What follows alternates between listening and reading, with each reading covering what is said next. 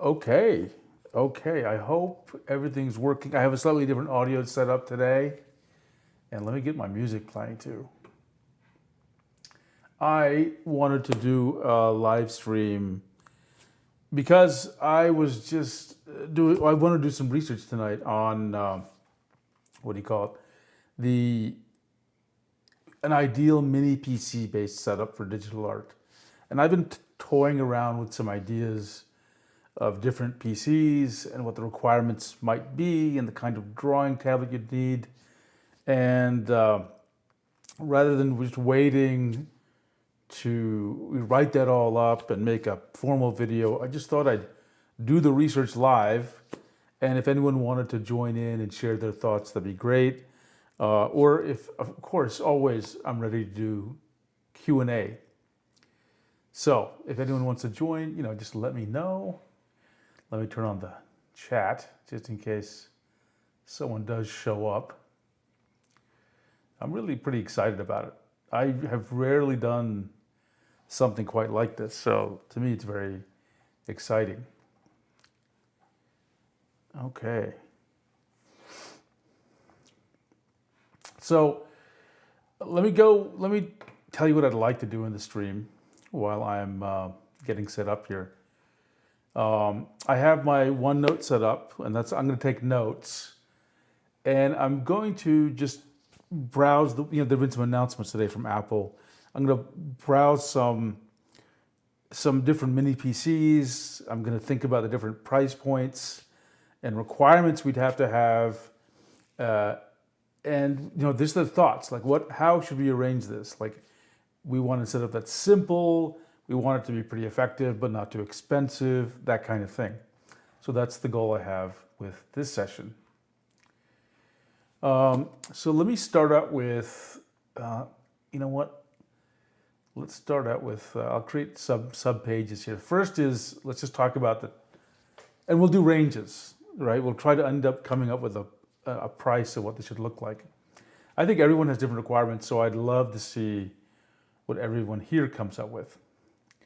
So first is, let me just add a page here. You're seeing me do all of this. Oops, you don't see what I'm actually doing, so hang on.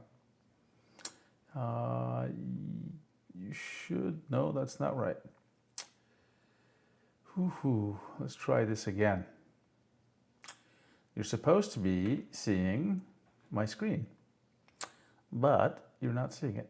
So let me see if I can fix that problem.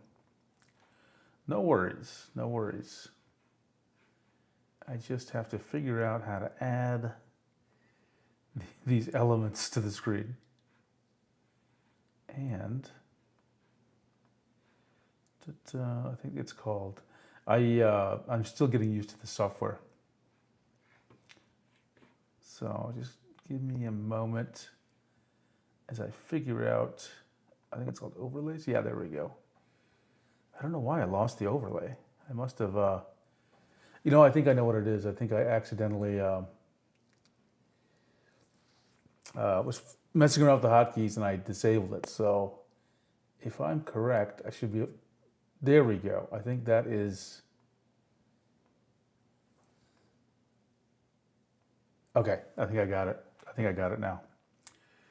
And if I'm surprised. Let's see if I can switch. I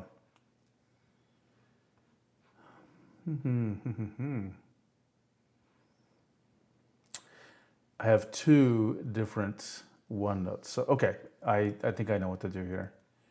Let me go back here. Sorry for the delay. This is streaming is always a little new adventure for me. And I think I now know how to simplify my life here.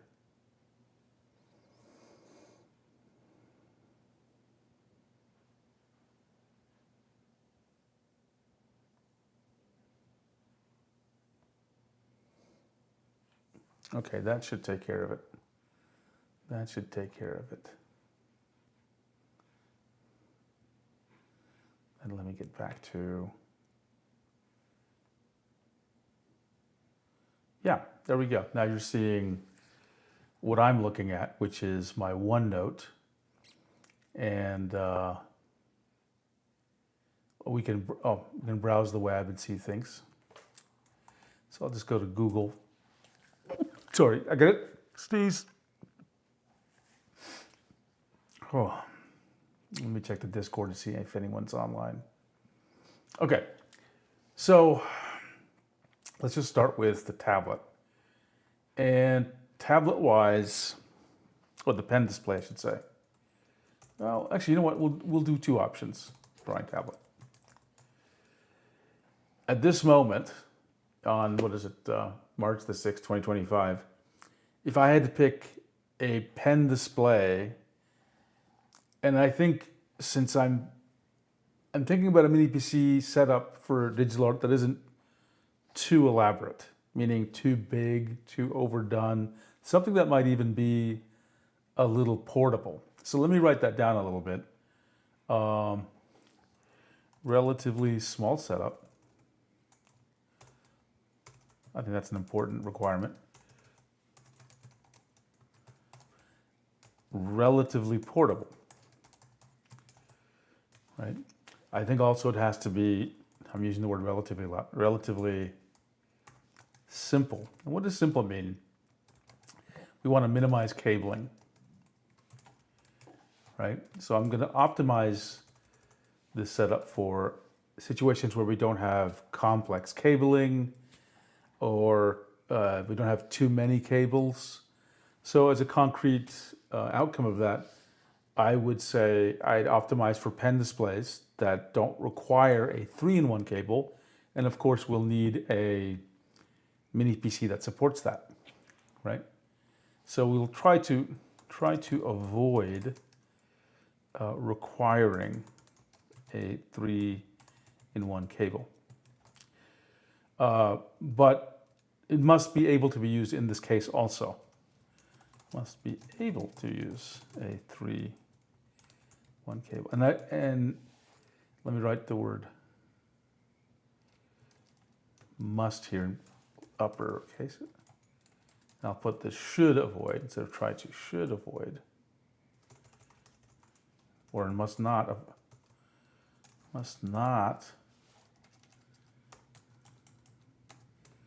require a 3-in-1 cable. So that already places some requirements for us. And let me see if anyone's, nope, no chatting. Just want to double check. It's not like I'm expecting anyone online. You know, this is a little bit of behind the scenes homework for me. But if anyone wants to join in and get any thoughts here, share some thoughts, or have a question answered, more than happy to do that. Okay, and you know what? I need to get some water. So give me a minute. I'll be right back.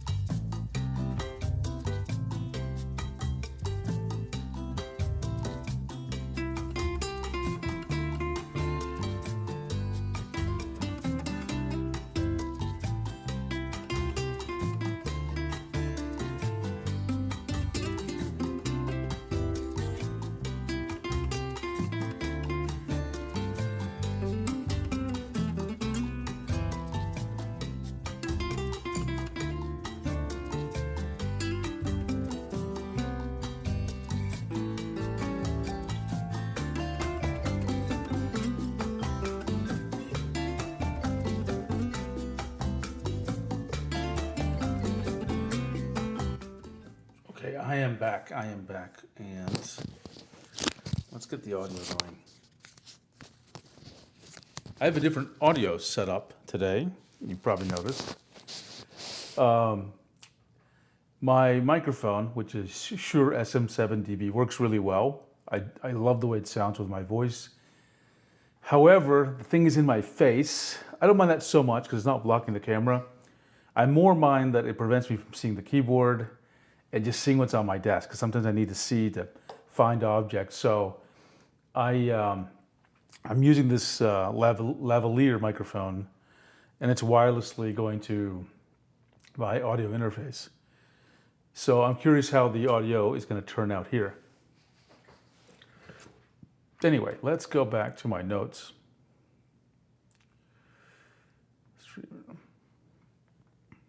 There we go. Someone has noticed my weird setup here. So I'm just replying, this was a spur of the moment stream. Okay, okay. Well, someone's also saying I should increase the audio, so I will. Let's see. Let me know if that helps me out. Thank you. Okay. Sing. Okay. Hopefully that works better. Generally, it seems like my audio is a bit low for people, so I have to really push it up. While I'm at it, let me just take a look and see if there's anything I can do on this device. Okay, good. Mihao says it sounds okay. Anyway, yeah, let's go back to my requirements here. And is everyone able to see this? Let me maybe increase it a little bit. Yeah. So I'll just do some basic requirements first. I think size-wise, and this is like for the size of pen display, I would say the minimum is 13.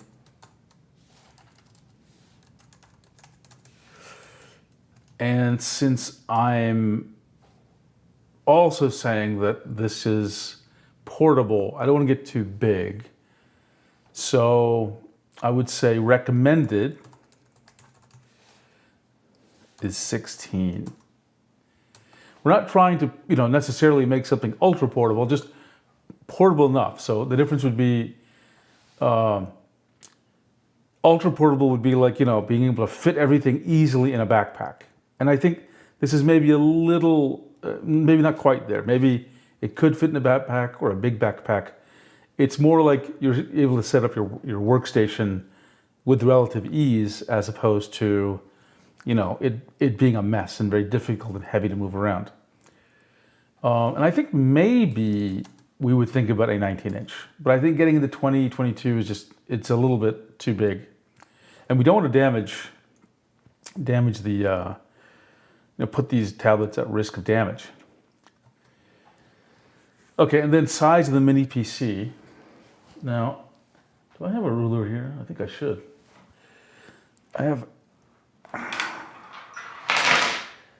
I'll tell you what I'd like. And I have,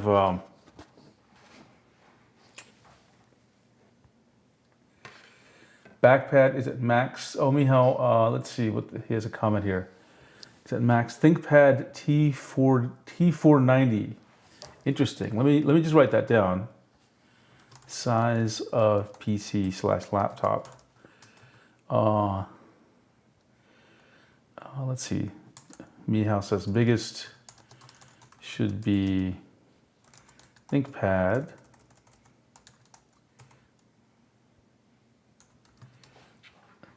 It's a 14-inch. Okay. T490. T490. And this is 14-inch. Okay, that is a good metric for me. Right? So the max, we'll keep this as the max. It's a very good metric. Let's see.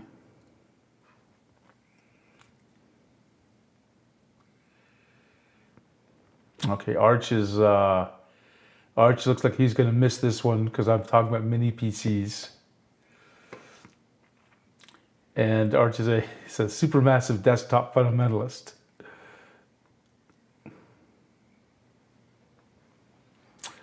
Well, you'll be missed, Arch. You'll be missed. I love your comments on these streams. I think 16 would be too big. I would say No, I'll say 16 maybe. Maybe 13 to 16, okay. Maybe 16. Because I think a lot of people would have a like a MacBook Pro. They're 16 inches, I think, right? We'll think about that. Okay. But at least the ThinkPad T490 gives me some idea of what we're talking about. In fact, let me go and let me create a new tab, and we'll show some of these PCs. And again, it doesn't have to be a mini PC. It can be a laptop, right? Just something that is portable. And laptops have their own set of advantages. Let me create a new page here. Plus page, and then this is the computer. And I'll just make it clear it could be mini PC or laptop. Okay, what other requirements can we think of here? Does anyone really care if, what's the right word here? What was I going to say? I was going to say, did anyone care about the requirements of the laptop and the laptop's display, like OLED or certain resolution? I don't think so, but if there is a requirement, just let me know. Okay. Since we have a couple of candidates now, let's go ahead and take a look at some of these, actually. The ThinkPad T490. I actually am not so familiar with ThinkPad lineup. So let's paste this in.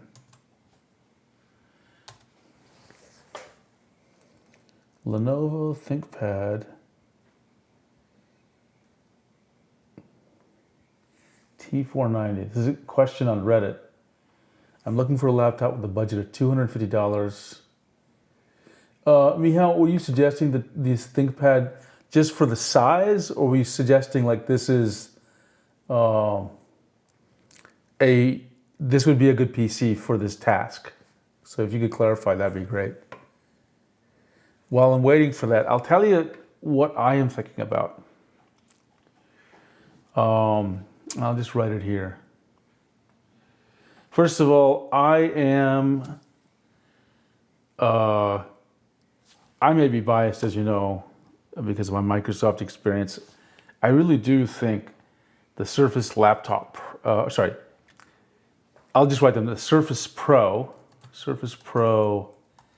8, and Surface Pro 9 are good choices. And they give you this they give you this ability that they can be used with their own pen. Like not that I would ever draw on it, but I think that is something. Actually, you know what? Don't I have sound effects? I want to get that music going again. Okay, yeah, there we go. Now I can be cool and have music playing in the background. Otherwise, it'll be a little boring, huh?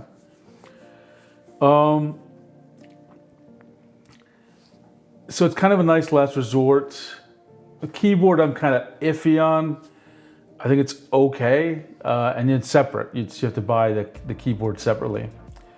But those are good choices. They've been very reliable for me. The only negative maybe for those things has to deal with,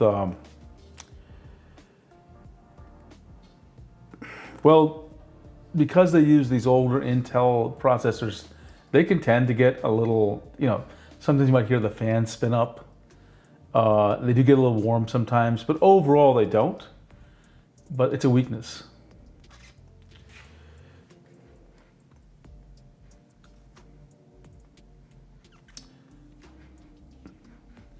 Okay.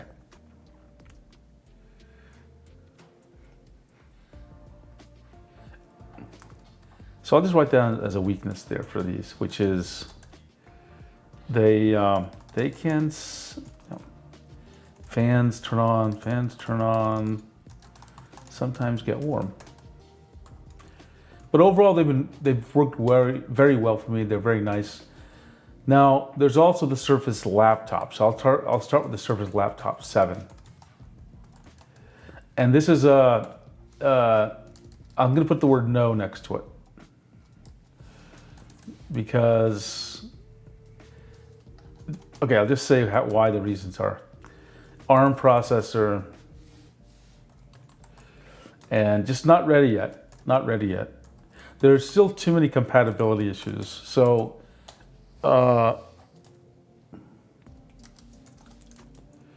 I'll just write down some of the compatibility issues I notice. So first, for example, with my Surface Laptop 7, which is good, right? So it's good in the sense that it's quiet, it stays cool, great battery life.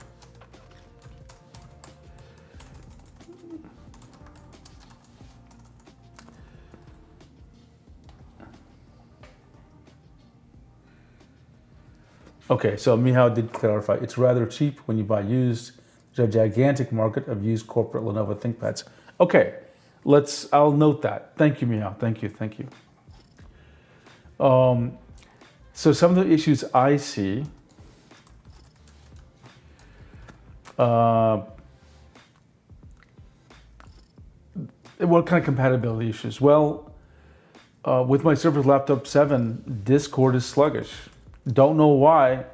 There's no obvious reason that Discord would be sluggish, right? And that's kind of a problem. I guess it's kind of an issue that I would say does not live up to like M1 processors. You know, it's basically, I don't find it really any better than the Surface Pro 8 or 9 processor from Intel. Okay, so that's my issue with the Surface Laptop 7. I love it, but I can't say it's good enough right now to recommend people go get it. So I'm gonna have to exclude it from this discussion. I will say my M3 MacBook Pro has been excellent. It's just, in terms of hardware, it's amazing. In terms of, power, speed, quiet, battery life, it's all great, right? And the only negative, really, honestly, is I prefer Windows. So it's good, but it's on the high end, right? So this is kind of a high-end choice. Now let me write down what Mihao is added here, which is that, I'll just quote him, right? Note, gigantic market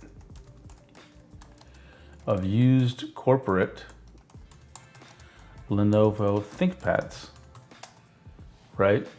So let's go to eBay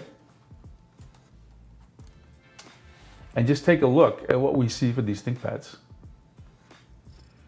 And let me see if I remember this correct. T490, Lenovo T490.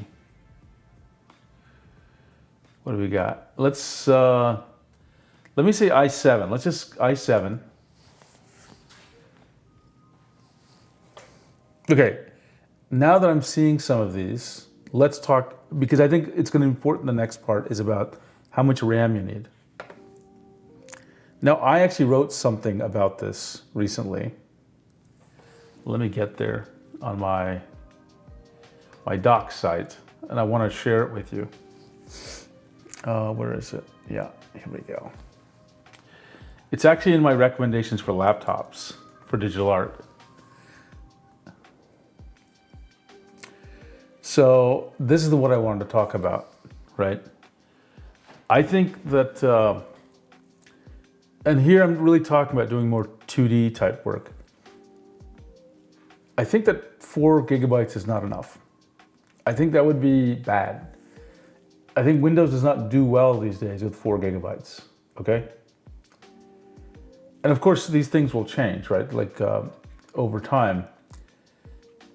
For maybe a year, even though, listen, I have lots of computers and like some of them have like 128 gigabytes of RAM. Actually, several of them do. But for a while there, I was actually about a year and a half, I was drawing with a Surface, it's actually a Surface Laptop 5, I think, with 8 gigabytes of RAM with Clip Studio Paint. And I was doing just basic, line work, kind of like almost like a web comic type stuff. Nothing fancy. I thought that was good. I think it worked well for what I did. Now, that was a couple of years ago. That was, I think, around 2020, 2021, that kind of time frame, around COVID. I'm not sure if I would say still today 8 gigabytes is enough, because Windows is using more and more, and I'm concerned that if you did get a laptop with 8 gigabytes, it wouldn't serve you well. I think the low bar now would be 16 gigabytes, right? And so that would be a good one still. And probably you're doing great if you get 32. So what I'll say is, for this discussion, that we want the laptop or mini PC to have 16 to 32 gigabytes of RAM, okay? Hopefully people feel like that's a decent, let me just write this down. RAM requirements. I'll say min 16 gig, recommended 32 gig, right? And then, yeah, and anything over 32 gigs is great, right?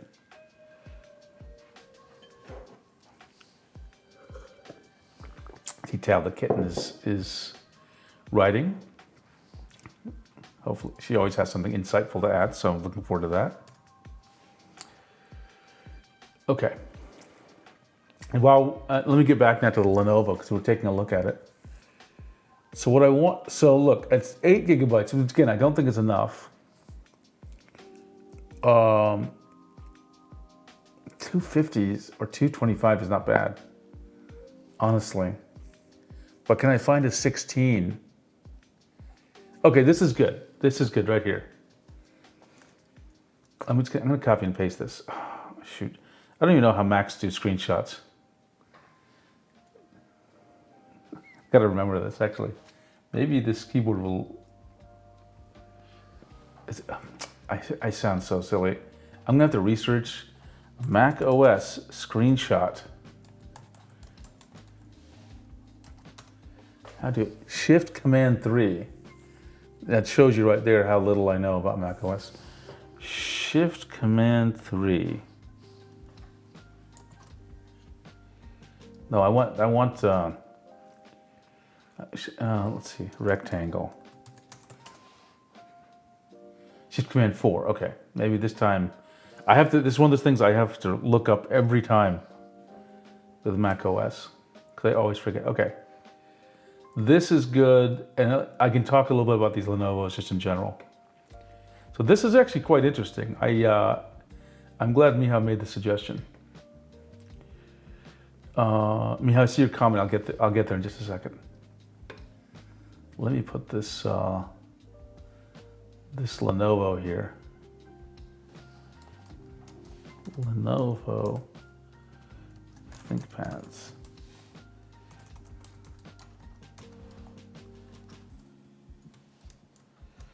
Oops. How do you? Is it not placed on the clipboard? Let me try it again. Shift Command 4.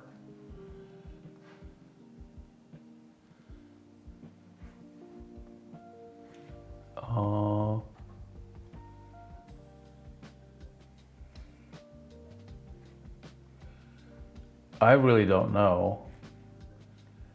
Copy image, there we go. I think that'll do it. I want to paste it in my streaming notes. There we go. Yeah, there we go. That's ThinkPads. So that's a good one. Now, I used in Microsoft, I owned many Lenovo's. For a long time, that was like the standard, one of the standard laptops you get at Microsoft. And I loved them. I thought the keyboards were the best. I wouldn't say, and I really appreciate that little red nib, whatever you call that little red pointer thing in the middle. I got used to it, right? And actually, in a lot of ways, I think I preferred it to a trackpad. Though, if I recall correctly, the Lenovo's also had a trackpad, not just that thing. So they're very reliable, and this one like shows refurbished. So $250 for something like this, 16 gigabytes is, I think, a fantastic choice, right? I'd be very happy with it. And we'll need to talk about the ports they have and everything, but I think I like it. Okay, we had some comments. There's a gigantic market. You can replace RAM. Oh, okay, this is a good one. Can replace RAM.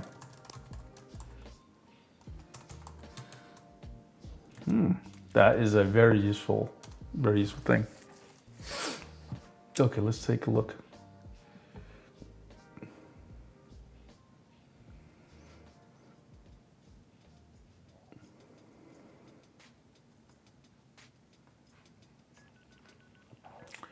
So what else do we have in terms of PCs? We'll get the mini PCs, but we've branched out into laptops, which effectively are like, very flat mini PCs, right?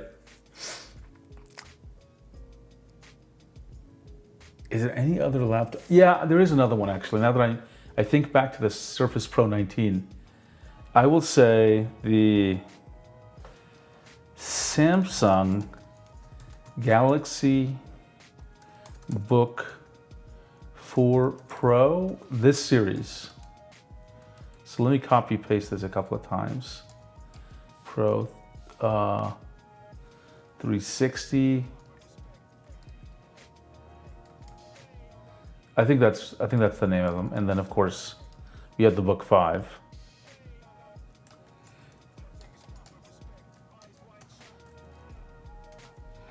And the reason I like these are, especially the Book 5, is that it has the new Intel Lunar Lake processors. I'm not sure what they're called right now, like Core Ultra Series 2 or something.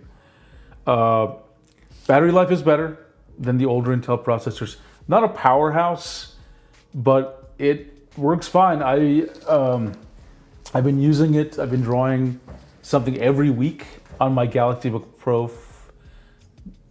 This Galaxy Book 5 Pro 360. I hope I got the full name correct. Not exactly cheap, but pretty good. Actually, let's take a look at how much they cost. I'm really curious. This higher end one.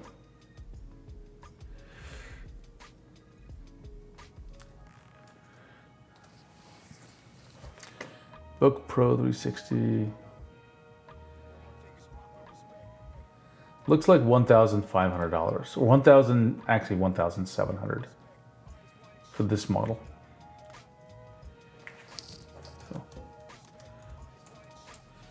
So not a cheap option. Let's try to get something a little bit less. Let's look at the Galaxy Book 4 Pro 360 here. Book 4. What's it going for now?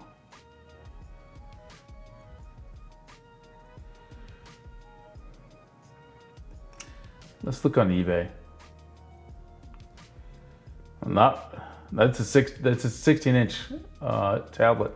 1,300.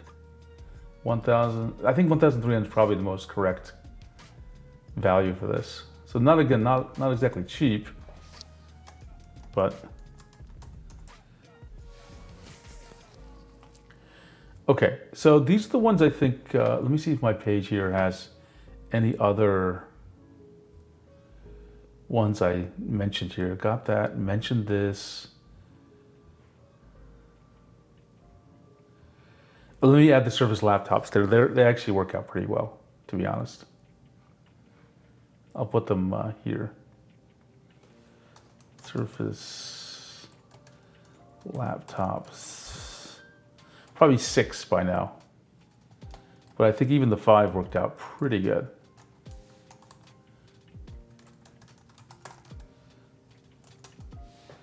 So all these have worked out, I thought, quite nicely for me.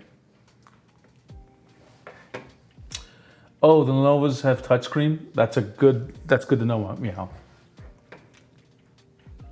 Yeah, let me just write that down as a kind of like should have touch. The laptop should have touch.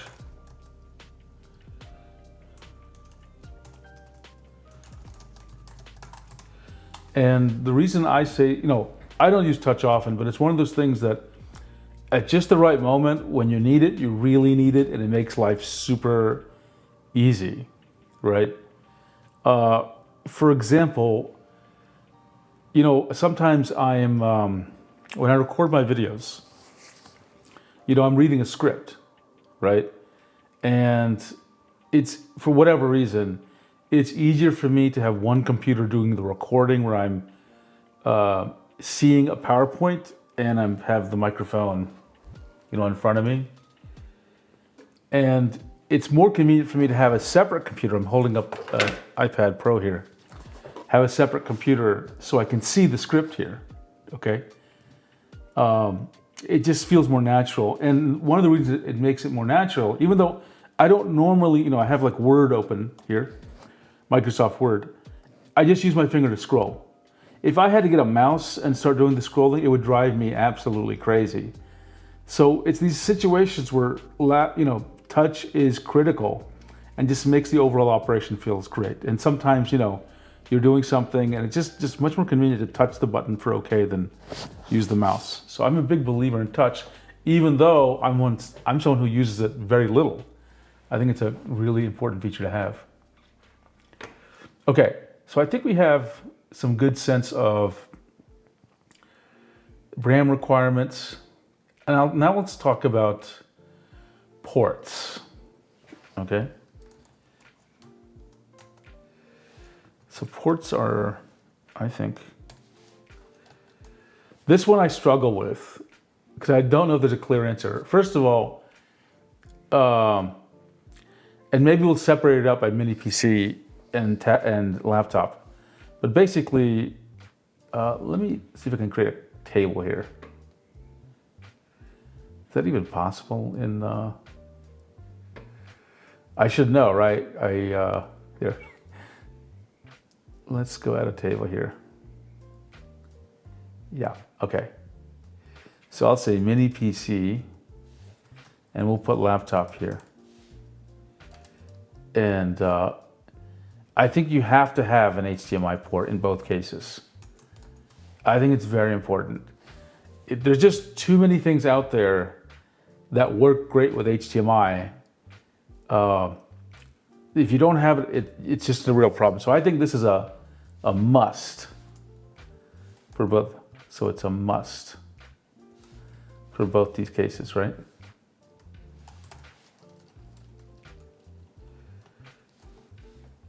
Actually, or it just should. It just should.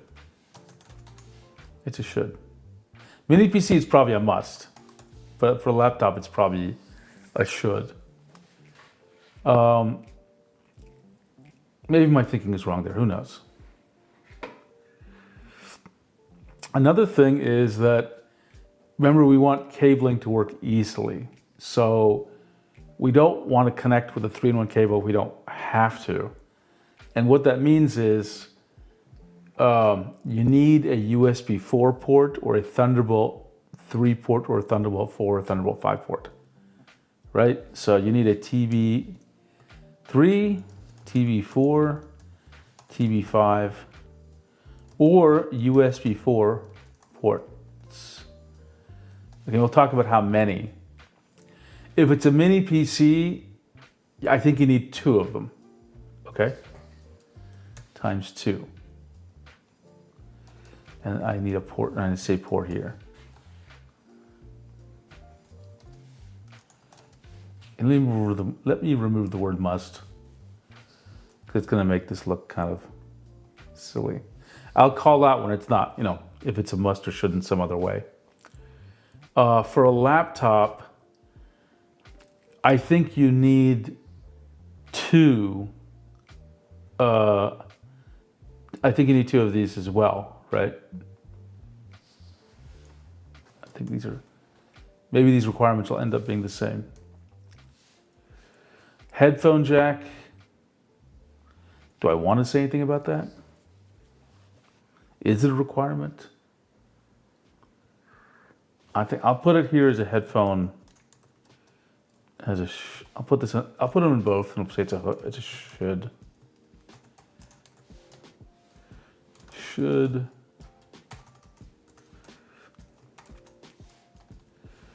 must notes.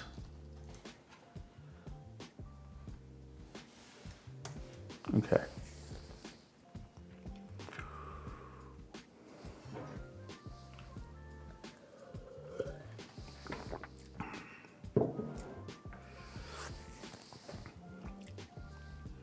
I should put a note here.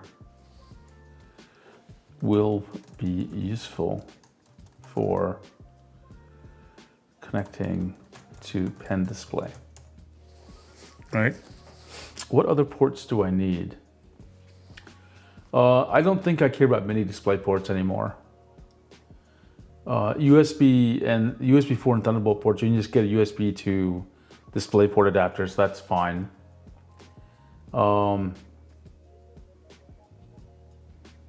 Let me see if there's anything else I would.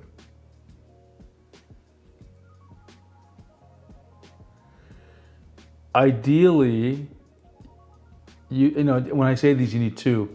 I think you need. Sometimes these laptops use one of the Thunderbolt ports for like power. So I want to, should I count that or not? I'll probably just ignore that, honestly.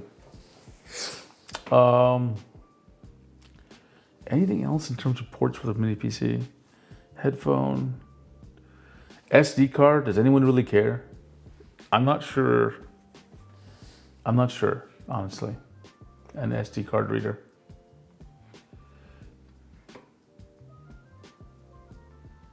Let me add some rows here.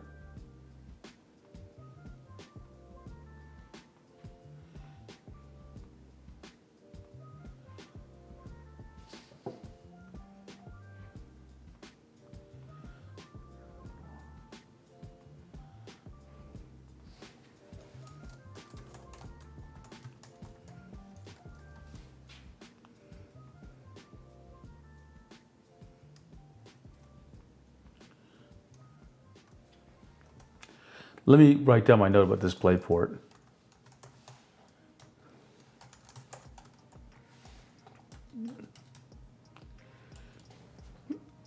I'll say the SD card readers are nice to have. And DisplayPort will be a nice to have. I don't think it's a critical thing. Don't get me wrong, I love DisplayPort. I prefer it to HDMI, but I don't think it's critical. Let's see. Any other comments? Interesting notes in the Discord. Okay. Another thing that I think that's very important here is the number of simultaneous displays. And this is something that I don't think people check in to their laptops often enough. Even just today on Reddit, someone, they have a laptop that has one screen. They have an HDMI port so that they can use they can use a monitor or a pen display, but they want 3 displays, right? So I think it's something people have to verify.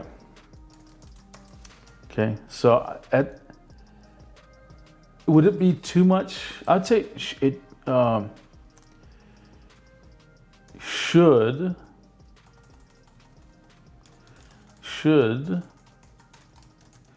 be able to do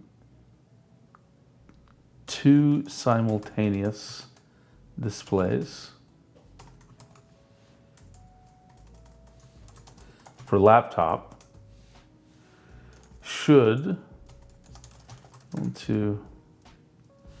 I hate the word do, I'll say handle.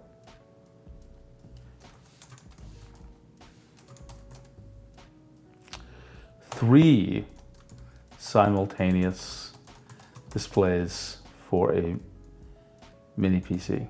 I think that's fair, right? Okay, me has a comment. You've got a good point there, Michal. I agree with you. Let me make that let me say it like this. 8, and I know my table doesn't do this quite right. I'll put X2 there, and I'll do an X1 there. I agree with that. I guess ultimately, a mini PC, I would say, I'll express it this way. Nice to have.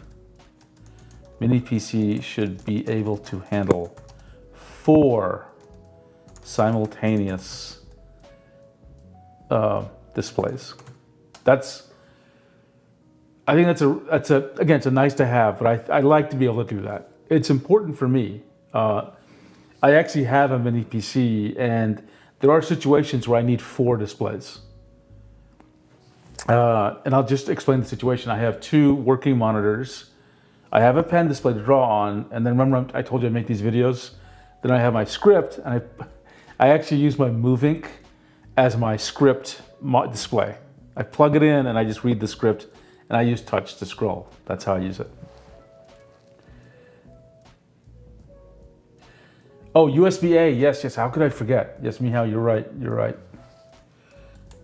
USB-A, correct. I would say for a mini PC, you need 2. I would say for a laptop, at least 1. That would be my feeling.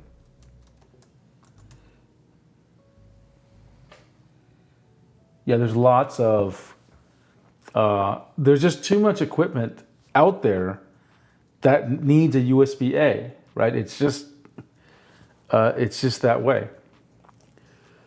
Now, having said that, I think one of the best mini PCs out there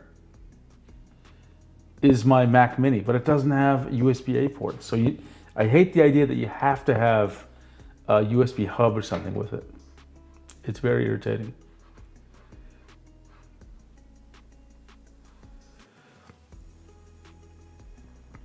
Mihao, are there any requirements you think on those USB-A ports? Like 5 gigabits per second, 10 gigabits per second, that kind of requirement? I really am not familiar with what things need what, right? But, well, I'm maybe waiting for you to comment on that. I'll say this is another general requirement. Like, I should not have to, not be forced to use a USB hub or docking or dock with the computer. Like, it's just changed, it spoils the elegance. I have a dock, this CalDigit TS4 dock, which is a wonderful dock, but it actually has its own power brick. It's actually kind of warm, and it works perfectly, but like it takes away some of the elegance of it. That being said, I have 3 of those, so I really do believe in the CalDigit TS4 dock, right? So I'm going to write that down, like dock if needed. So a good example for me is the CalDigit.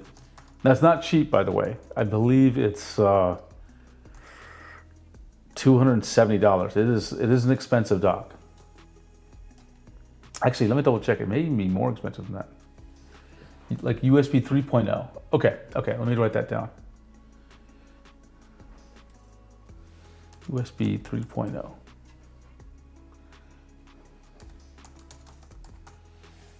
Thank you.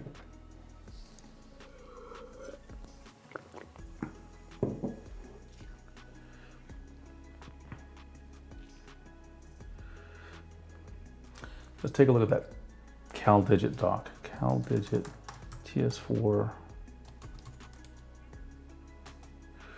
I don't even understand how they're, oh my God, it's actually $380. Okay. Looks like I had that a bit wrong. I'll tell you what I was doing actually. How can I explain this? Okay, so I had the CalDigit dock, okay?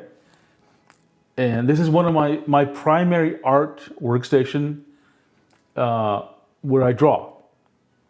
I should take a photo because we did this, drawing setup review. It's this large desk, and on a little stand underneath the desk, the only thing on that stand is this CalDigit TS4 dock. Okay, let me bring a picture of it because I'll.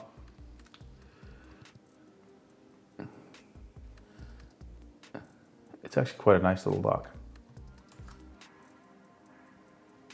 Let's see, Shift Command 4, right? Okay, there we go. I'll paste it in. Oh wait, I could have just done this. Yeah. See, I'm learning.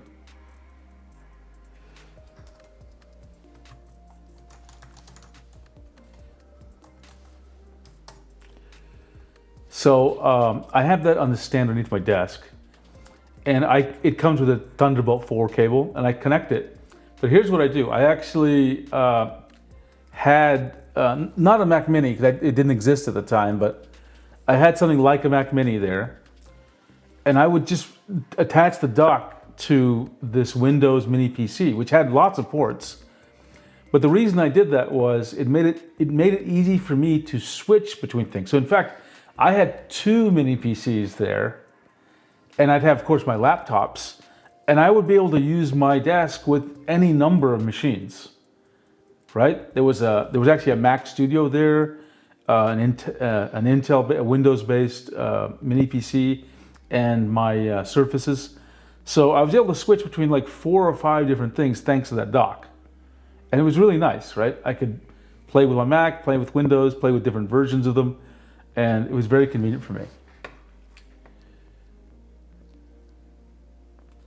See, Mihao has a point. He's talking about the cost of these docks. Probably because they're bought en masse by Corpo and not that much by people. Yeah. Yeah, I think that's what it must be, because they're charging an Exchange premium. And Electric says, oh, you draw. In fact, I do, but rather poorly, I would say. Let's put it this way.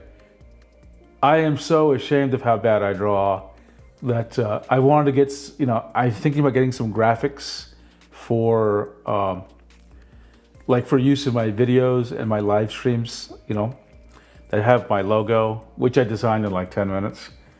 And I'm so ashamed of how bad I draw and how primitive it is.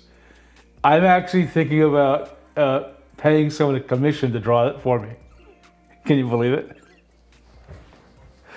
I'm not ashamed. I mean, I'll show you what I draw, but it's like these days I just, I doodle. I think the only thing I draw and show people is like, what do you call it? Like, I draw like peepos or something, right? Actually, I'll show you something. You want to see something, Electric? I can actually show you. Hang on a second. Let me add a page. I'll just put the page here so it's easy for me to paste things in from the Discord. And I'll start with something that I'm semi-proud of, so it doesn't look like I'm a total, that's all I do is draw frogs. Hang on a second. Where is my...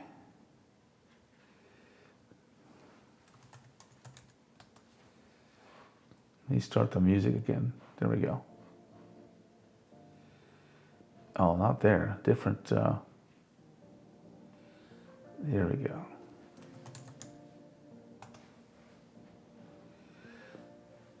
Am I not there anymore?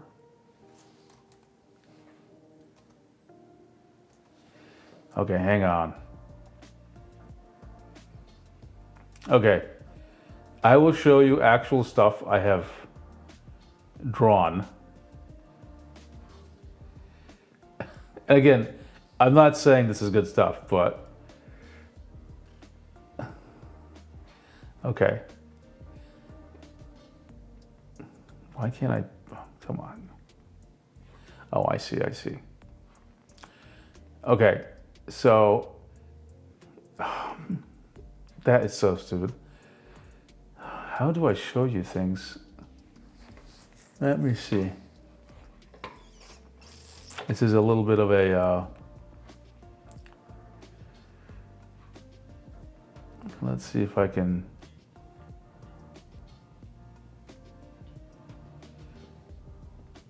okay, do you see this?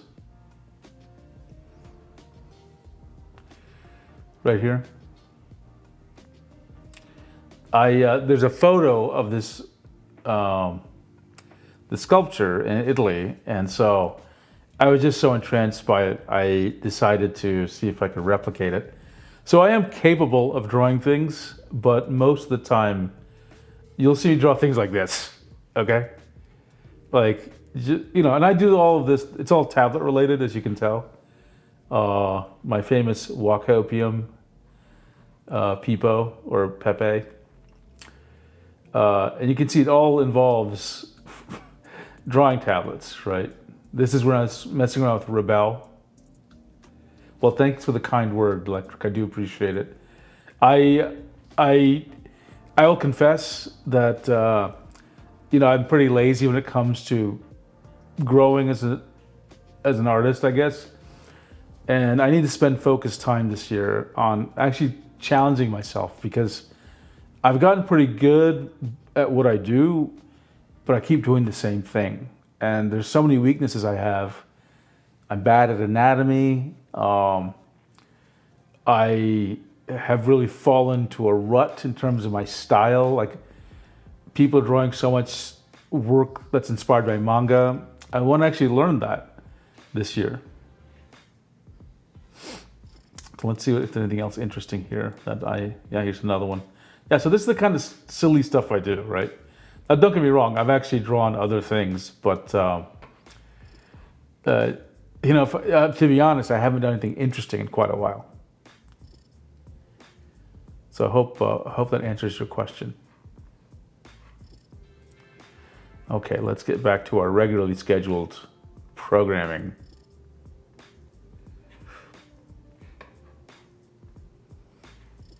Yeah, hang on one second. It's going to get back to the right place in Discord. Okay, where was I?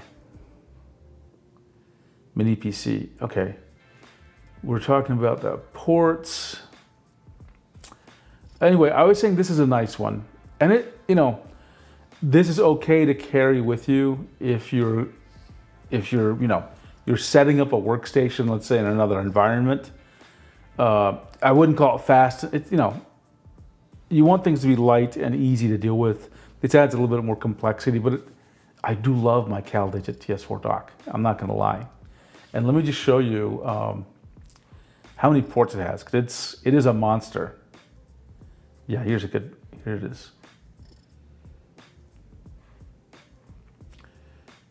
It's these are the front ports, right? And it's got a lot of bandwidth. It has got a lot of bandwidth. But take a look at this, right? And you connect this Thunderbolt to the computer, and then these two, you can do, 2 monitors. You can do up to 3 different displays coming from this, because you have DisplayPort here and these 2 Thunderbolt ports. So that's amazing, right? I'm totally satisfied with it. The only negative of this dock is, which is not a super strong negative, is I'm gonna reach my hand on it. It just gets warm. Not hot, just warm. And I'm not really sure why it gets warm. But other than that, I really like that dock quite a bit. Okay. Now let's talk about I think I talked about the connections. We talked about the memory, storage. Let's talk about storage.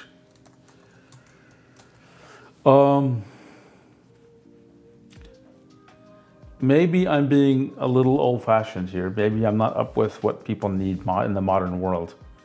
I think probably okay would be 512 gigabytes. I think that would be fine. Yeah. And then good would be a terabyte.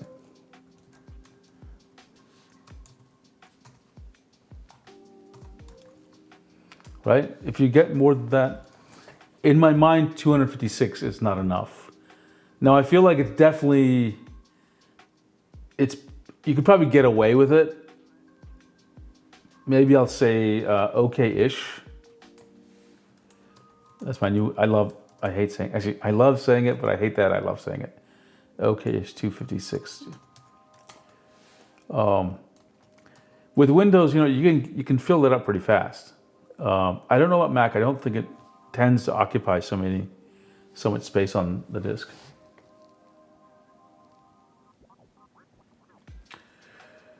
Lectric. Seems like tablet reviewing has been your main hobby instead of actually using them for art. Hey, okay. No, I'm glad you said that. I still draw. I mean, I still draw every week. Maybe I don't draw every day, but I draw, I'd say, when I'm not drawing a lot, I draw once a week. When I'm drawing a lot, I'm drawing 4 times a week. Like, it's not my job per se, but I do like drawing. But your point though is well taken, Lectric, because when you start getting into something like this, I start to feel like it becomes about doing the reviews and doing the research, and the artistic part has kind of fallen away from me a little bit. So I recognize that is the stress of that as well. I definitely recognize that. In fact, there are things I do for my reviews, and by the way, I don't even consider myself a reviewer. I'm just a guy I just want to help people, be creative. And drawing tablets are just one of the ways I'm exploring in my channel for that. This year I'll get into other things like art, like programs, like Clip Studio Paint apps, right?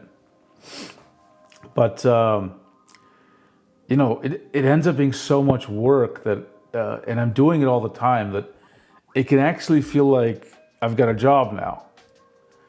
And you start to feel like, oh, I've got to get a video out, and it starts to become a little bit of a burden sometimes. And some of these tablet testing is not easy.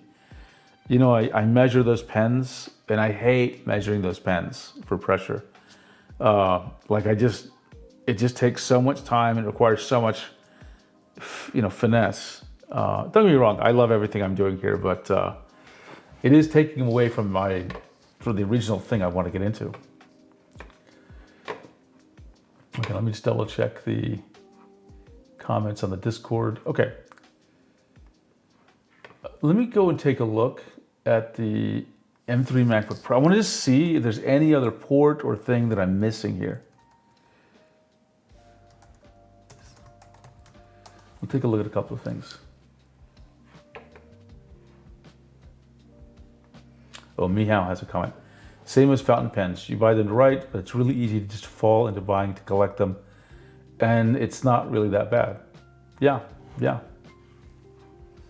And, I've seen, I can't remember if it was you, but there are a couple of people in our Discord like Cube and some others who, I didn't realize there were so many people into fountain pens.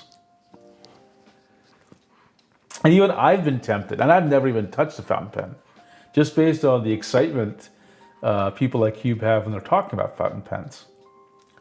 Because obviously he's really into it. Let's take a quick look here. Keyboards, yeah. Absolutely right, Lectric. I definitely see that with people in keyboards. I was going down that direction for a little bit, but I wasn't like trying to assemble my own keyboards or anything. It was more like I was trying to find that perfect feel. Like I wanted a super quiet keyboard that had, I don't know, just felt physical enough, right? And I just bought so many Logitech and Keychron keyboards and Microsoft keyboards, and I just, it's one of the things I've gone through in my life, and just, I buy one and I hate it. And now I've just given up. I just use some, I'll just show it to you. Here, let me increase my screen so everyone can see. This Logitech. And does it feel good? Not really, but it just pairs very easily with my computer. And it sort of isn't confusing when I'm switching between Mac and PC. So that's what I'm using right now for multiple computers.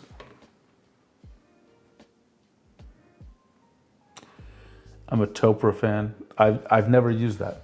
Is that I thought that was a kind of, what do you call them, Switch or something tablet kitten. Or do they make keyboards? Oh, there's a switch, I guess, right? I don't care about Cherry style mechanical switches anymore. Yeah. It's funny, there were so many channels about keyboards. And I actually watched some of them. I was really getting into it. Like, again, not buying them so much and building, but just people are so excited about keyboards. But then I just kind of like, where's this going in my life? Hey, and one day we're going to get there with tablets where all tablets are going to be so good, we won't have to have really deep discussions about them. Like they'll be trivial to talk about what tablets do. And instead our lives will be focused on, what things we can create with apps that make good, give us new modalities for drawing or expressing ourselves, right? So there'll be a natural change in our lives as this technology. I hope in 10 years, you don't need someone like me to go, well, I hope in 5 years, you don't need someone like me to go and measure pens, right? We should just have great experiences by default. Topra makes both keyboards and switches. Okay, thanks for clarifying that, Talakin. Okay, let's get back to, where was I?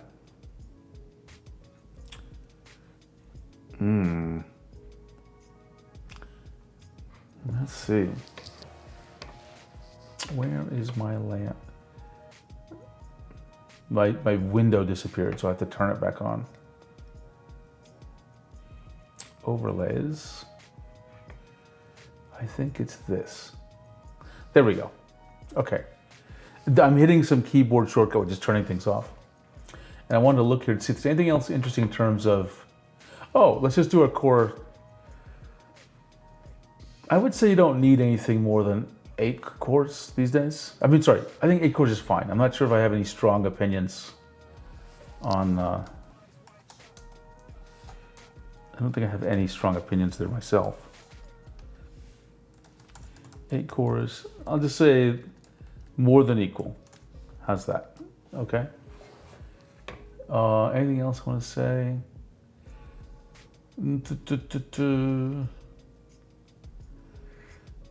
What about AI? Do I care? No, not at all. In fact, I would say NP, what do they call them? Neural processing units? Doesn't matter. I don't want to say irrelevant, but like, not critical, I'll say. Not critical.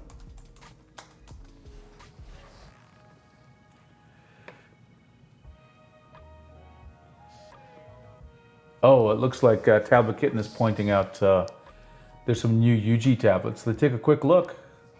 I'll start with the small one.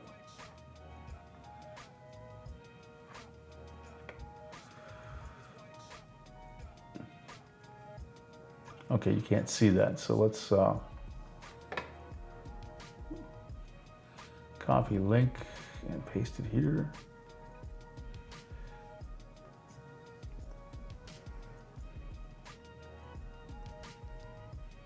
Oh, is this it's an all-in-one, it's a standalone. Let's see, this is 11 inches. Okay, so 11 inch, okay, it's like the smaller of the iPads, not the mini, but the normal one. That's a decent size, by the way. I think it's perfect for drawing. I like to draw in bed, it's perfect for that. UG. I'm always scared of buying standalone drawing tablets because, I just think drawing tablet manufacturers don't really have the same level of customer support for these kind of devices that someone like Samsung or Microsoft or Apple have. Oh, got it. Not actually fully sure if these are new. I just saw it on the website. Well, let's just take a quick look.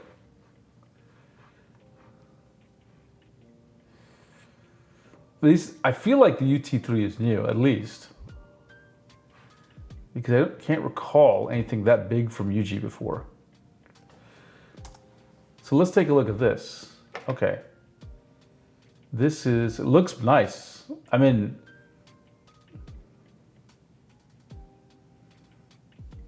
Has a folio included, so cover. U-key mode for color mode switching. Regular color paper, ink paper. Octa-core, Android 14. Okay, this seems reasonable for the kind of device. Looks good specs there. It's got a camera. Okay, interesting. U-Pencil. This language is interesting. With ergonomic design and skin-like coating. Skin-like coating. Skin-like, I don't know if, that's a weird statement to make. That's a very weird statement to make. Don't know how I feel about that one. Is there anything, oh, we have specs here. Let's just take a look here. How big is it? It's 14.5 inches, so it's big. That's relatively large. And it's 2400 by 1600. 24 by 16. What is that? I'm not good at doing the aspect ratio stuff. 16, 12 by 8. So that's what? 3 by 2? Is that correct? 3 by 2? Seems to have Android 14, and if I recall correctly, the other tablets are like Android 12, 13. So yeah, I think it's still rare to see 14, if I'm not mistaken. I have to be honest, I actually have a UG pen display somewhere. It's still in the box, which I've never touched. I'm actually curious about this. Oh, wait a second. Active capacitive pen, right there. I don't know, folks. Active capacitive pen. Is that... I just don't trust capacitive pens to be giving a good experience. Another thing is accuracy, if I'm not mistaken, isn't great here. I think a modern pen display has an accuracy, a center accuracy of like 0.1 millimeter, and then I could be wrong, but I think the way I'm saying it's right. But a modern pen display has greater inaccuracy at the edge. Anything else here? You know, if this was an EMR pen, I'd feel much more comfortable with it. And does this mean that this pen has to be, yeah, it has to be charged. It says charging time. So, look, I'm all for using an EMR pen, but if they don't work well compared to the, capacitive pen, but if they don't work well compared to EMR, then it's, oh, thank you. It is 3 by 2? Okay. I was able to do some math in my head. Thank you.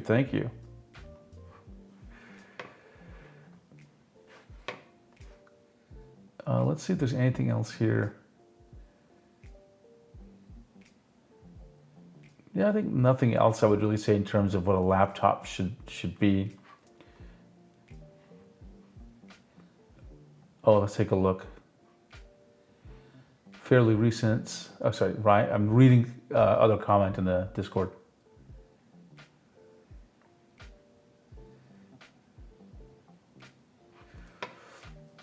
Okay, I'm going to show you. Now, what I want to do, getting back to our normal topic here, is start talking about mini PCs. Okay, that was the original focus of the video or the stream, but we wanted to start including laptops as well. So let me just tell you the mini PC I use. Okay. Minis Aurum HX99G. I'm going to talk about this, okay?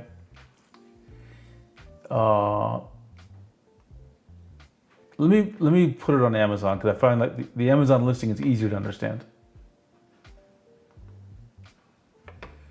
So, where is it listed here?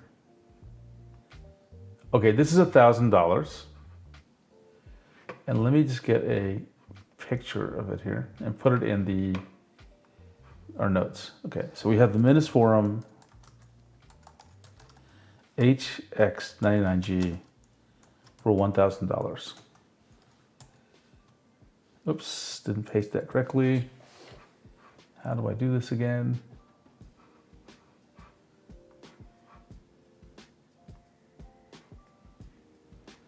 Copy image and paste. Of what?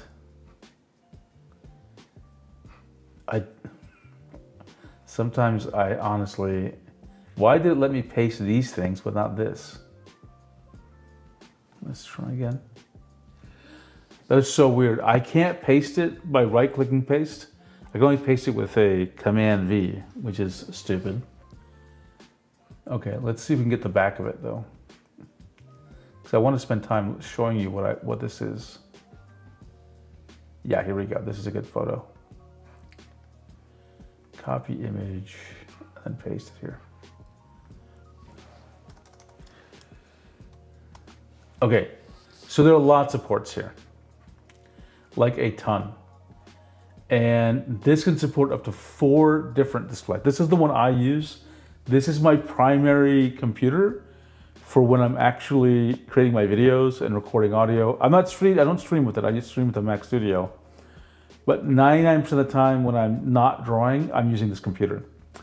And actually, it seems to be intended for gaming, which I've never done, until literally yesterday I installed Deus Ex Mankind Divided. And I played it at 1080, but it was great. It felt as good as using some much more powerful computers.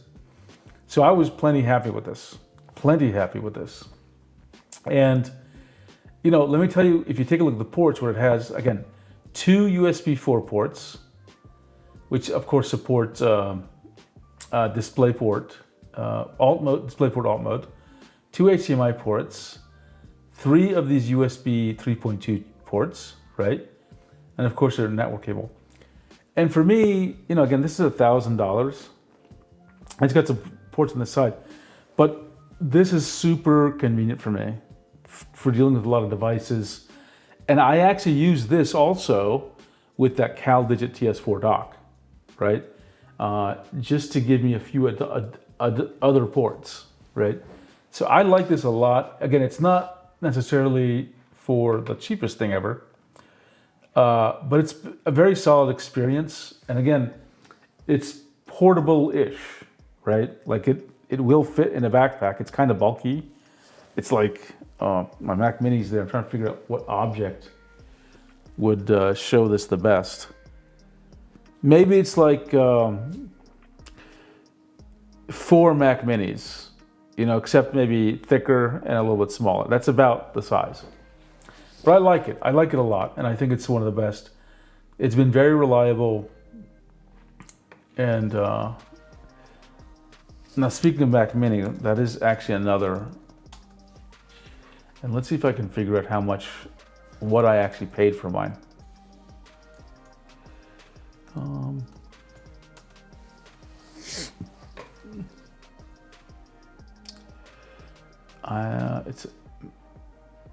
This is a Mac.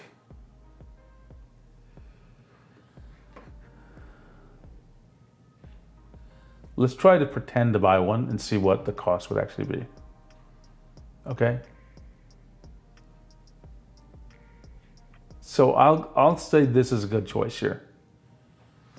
10 core, 16 gigs unified memory, 256 gigabytes SSD storage. This is fine. And it's what, $600, right? Let's note that down. So it's, I would say $600 to, what's the next cost? $800. Man, they charge a lot for just some SSD storage, don't they? 600, 800, and 1,000. Okay.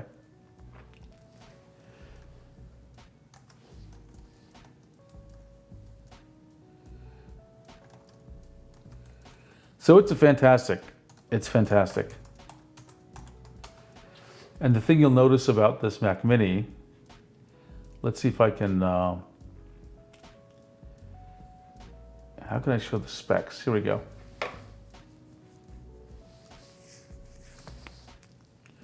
So this is the front, which has these aren't Thunderbolt ports on the front. But here's the back. The only thing that would make this better for me, honestly, so actually let's review what it has. It has 3 Thunderbolt ports, HDMI and Ethernet, so it's all good. The thing that would make this honestly better for me is just having at least 1, but honestly 2 USB-A ports. Just as Mehouse mentioned earlier in the live stream chat, it just makes life simpler. And then I think, this would be ideal. It is so small that I think even though it's a mini PC, it works well in a kind of portable environment. Like you really can put it in a backpack and have this awesome computer for your system. Now, Brad Colbo, he had a video. Now, I don't know if you'll be able to hear it,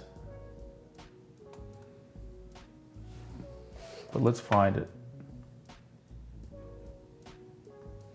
Brad Colbo.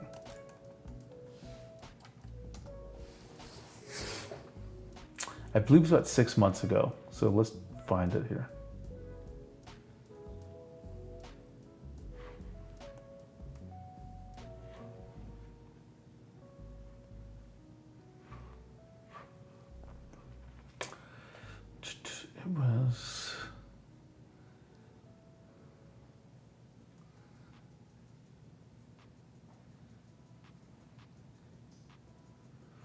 It wasn't this. It was early. Here it was. The cheapest drawing tablet PC setup you can buy that doesn't suck. Now, I don't know if people can hear.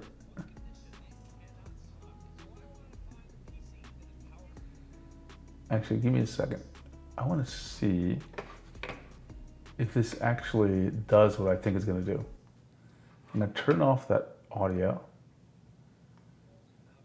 Okay, you can't hear it. Again, my setup is not great for showing the audio for these videos, but let me try to explain what's happening in this video. So he goes through several things, okay? And we're gonna do this. It's just taking me a long time to go through and talk about these topics. He goes through and he selected a couple of components, okay?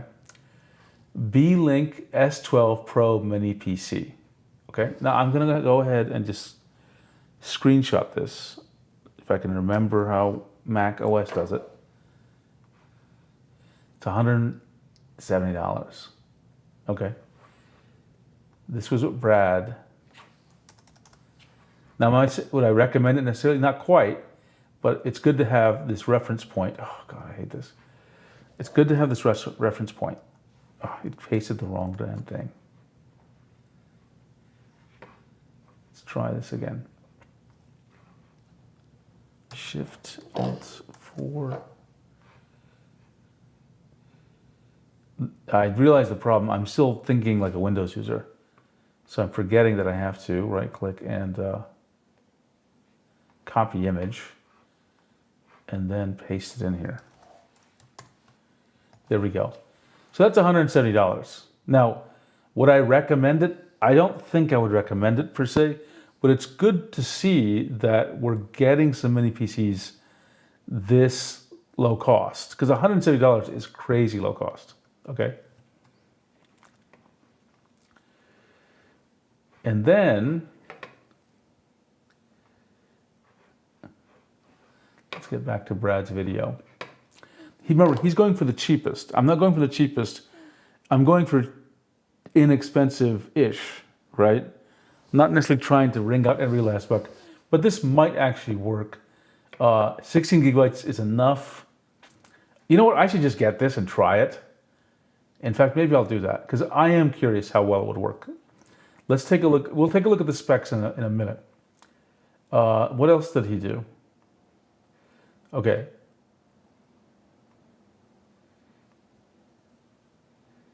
Yeah. He picked this XP Pen 10-inch drawing tablet. So the Artist 10 second gen. I think 10 inches too small for a drawing tablet, honestly. And Tio on Tech did a review of this one, and he also said he felt this was just too small.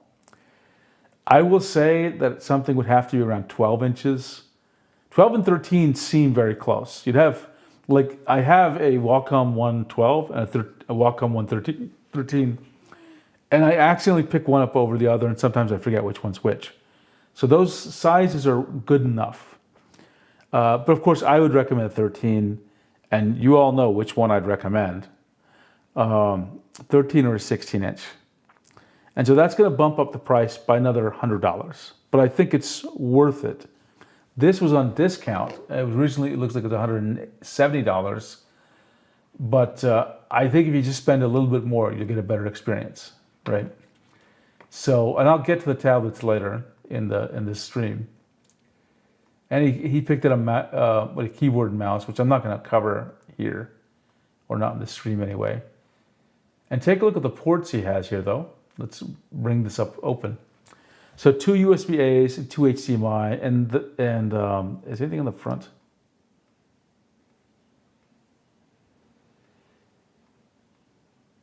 I mean, it's a cute looking tablet. You can't deny. Let's see, can we see any picture on the front? There's just 2 USB A's. So you know what? I'm going to get this mini PC and I'm going to try it and I'm going to see what it's actually like. And so maybe we'll have a live stream just like he did and see how well my theories work, right? Now then, actually, let me back up on that. The problem is, this is why I think I would not recommend this tablet. Now, let me close this. Let me get to my... It doesn't satisfy one of my key requirements, which is I want to be able to connect the Huion Canvas 13 Gen 3 with a single cable. This doesn't allow me to do that. I would have to use a 3-in-1 cable, and by the time I use a 3-in-1 cable, I'm losing an HDMI port and I'm losing one USB-A port. So right there, and it's ugly. No one who likes a 3-in-1 cable. So that's why I will search for, actually, let's just do this. Let's find a V-Link. Let's see what the cheapest we can get is. V-Link Mini PC.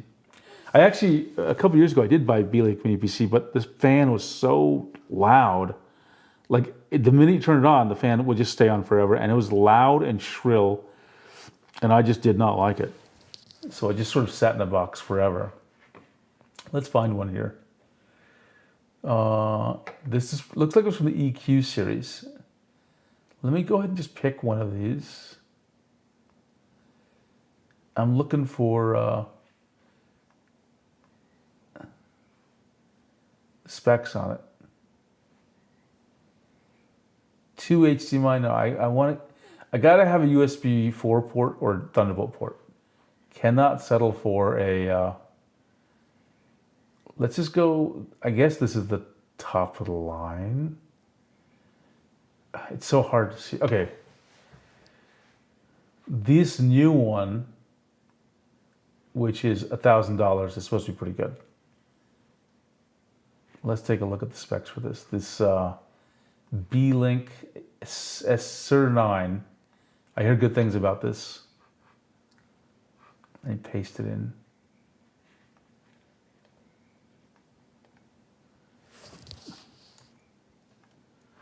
Did I not copy that? Copy. There we go. Okay. So I've heard really good things about this, and it's got plenty of. So this is like on the high end. Where are the specs for this thing?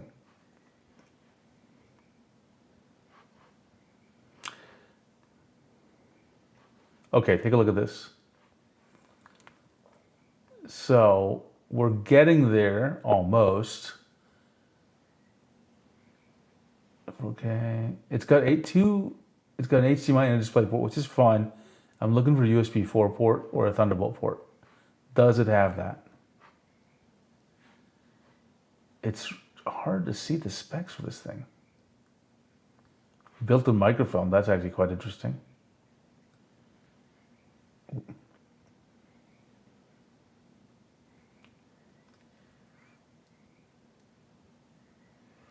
Built-in speakers, which I think is normal. Oh, let's just click on specs. Here we go. This is what I wanted to see. Okay. It's got enough USB-A ports. It's got these two. It says USB-C. Fantastic. That USB-C port is a USB 4 port, which is, you can think of as like Thunderbolt. So that's going to be great. This would be an absolutely good contender. It's on the higher end of where I was going. What else does and this has that new, AI stuff, right? But I don't need the AI stuff. I want to look at something that's going to give us a little bit of a better deal. So that's the SCR9 Pro. What was the previous version? Let's take a look at this. Okay, now we're dealing with $600, okay? And then does it meet my requirements? Let's take a look at, you can find the specs for this thing.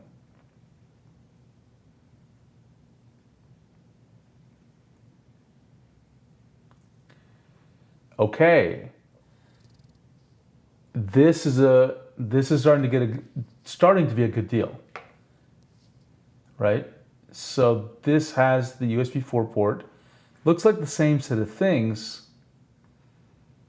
but I'll need to watch a review, honestly, to see if this is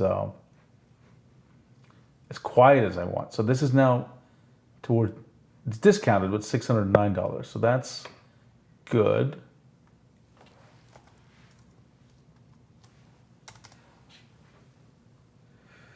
And then, is there another one?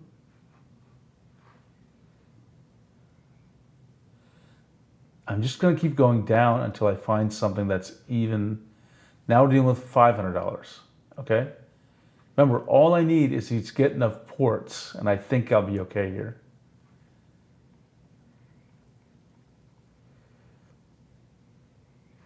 Okay, even this one has enough ports.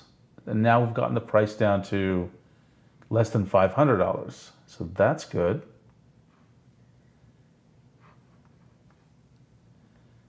Copy.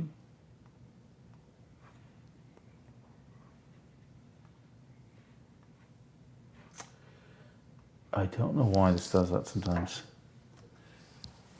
Sorry, I'm complaining because when I'm pasting the text, I can't do it by right-clicking and selecting paste. I have to hit Command V.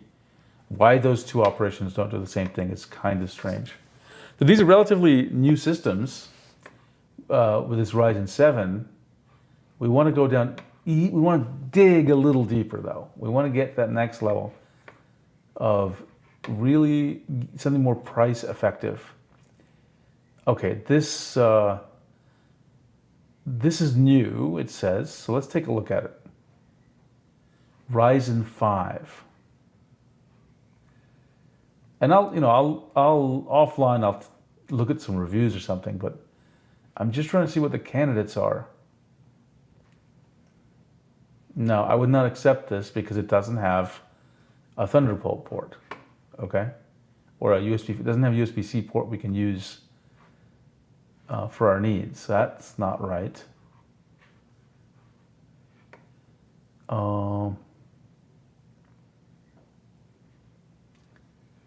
How about this GT series? This is GTI Ultra 9. This is probably an Intel chip, right? Okay, this is interesting. Again, we gotta see if it has the ports we need.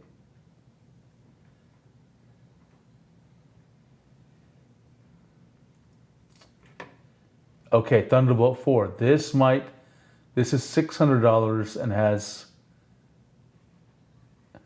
Uh, if anyone's still in the chat, I have wondered for a while now why I see mini PCs with two LAN ports. Is what do people need that for? Like, is there some? I just don't know the scenario. I would love to find out. So if someone can tell me, I'd love to know. But this is good. It has everything we need. In fact, it has a lot because there are a lot of USB-A ports, which is stunning. And not what I expected. Okay, so this is actually a good candidate. The thing we're not getting here is, are these things quiet, right? Which is another very important aspect.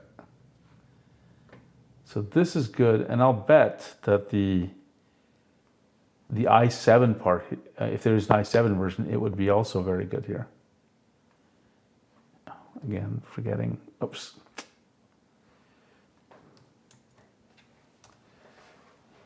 Let's see.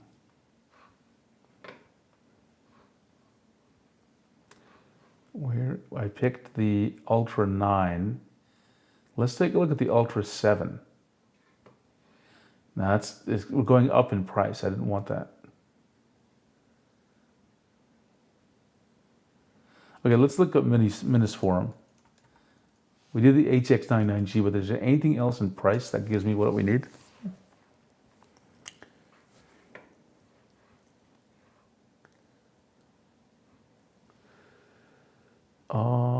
Let's take a look at the AMD series, since I've had pretty good luck with it. And we can see the prices here.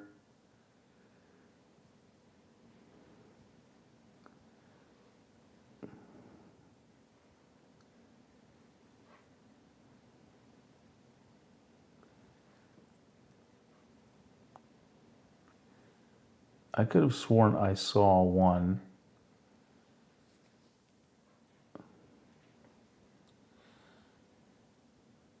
Why is this one discounted from $1,000 to $600?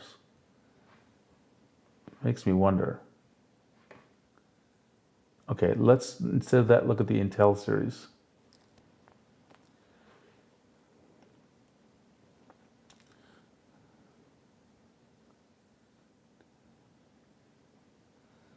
Is there anything that stands out in terms of the price and what it delivers?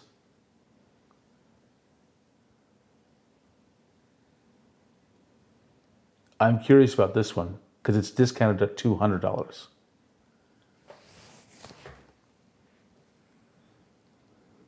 Eight gigabytes of RAM, 256 SSD, Venus series specification. It does have a port that supports DP alt mode.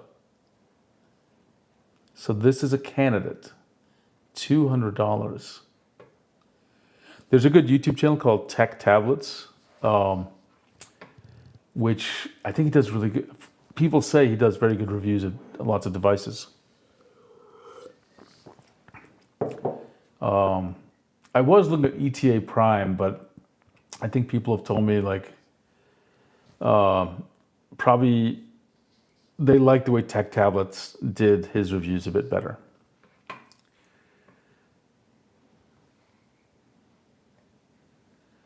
Minisforum UN100L. See, what I want to do is get one of these and build it, not build it, I want to get it and see how well it really works, right?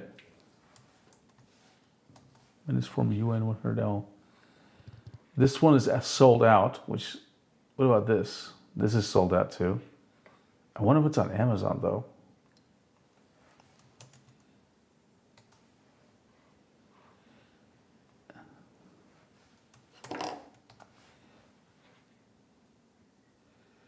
Okay. Okay, this is starting to look good here. Minisforum is, oh no, it's a slightly different one, but let's take a look. Because I was 100L and this is 100P. It's looking fine though. I mean, like, look at the specs. it's missing the USB port that I wanted. So not good enough for me.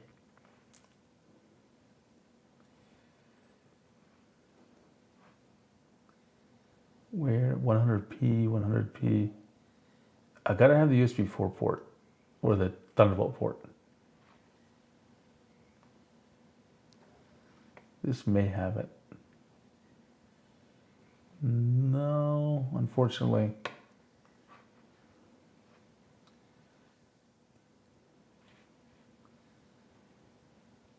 This may be one.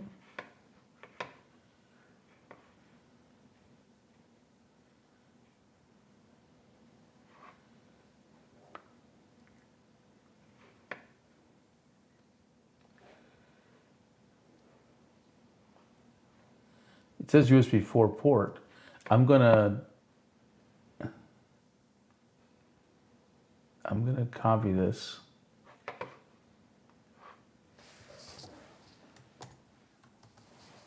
There's so many. Minisforum, just like Huion and some of these other companies, have so many options here.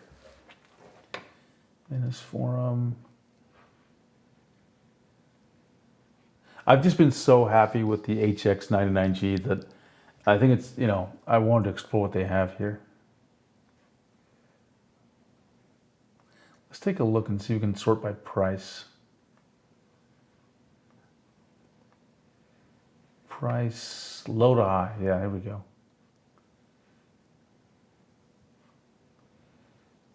If we could get this UN100L, if I could get that, that would be enough. These are also, well, of course, they're sold out. These must be selling tremendously well at this cost. So let's see, are they all sold out here? This one doesn't have what I need. That does, it's sold out.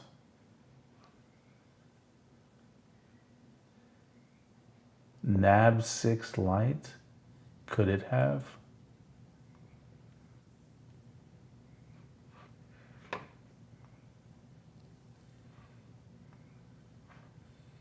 Gotta read the specs.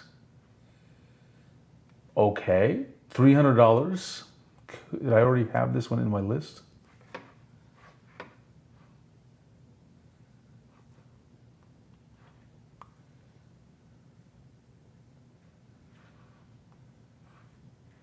I did not.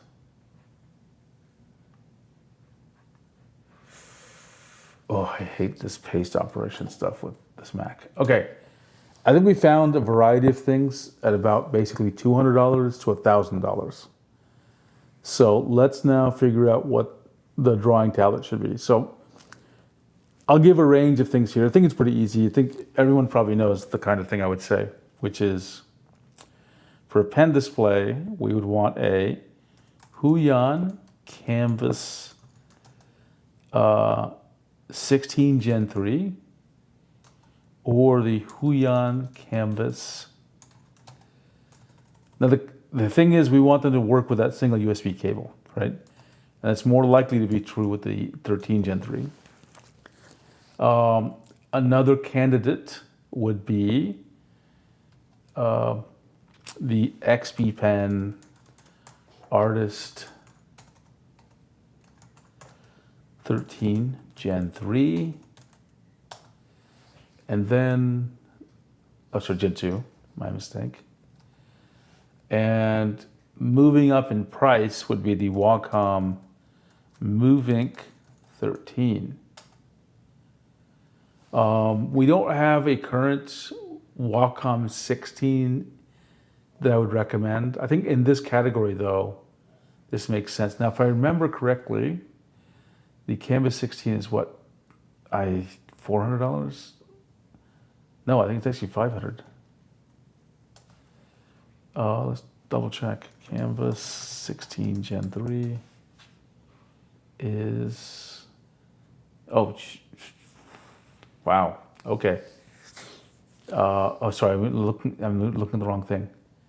Okay, it's 500. It's 500. Okay, that's 500.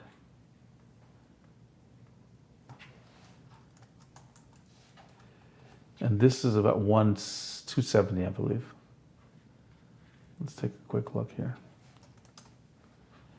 That is, oh, better. Oh, it is listing at 270, but it's discounted. But I'll show the normal retail price, 270. And then the RXP pen,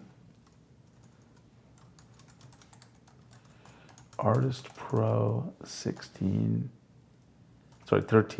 Gen 2. Not Pro, it's not a Pro. 260.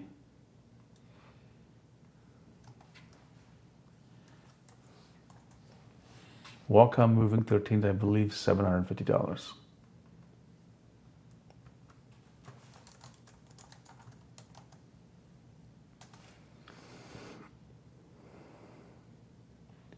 Yep, $750.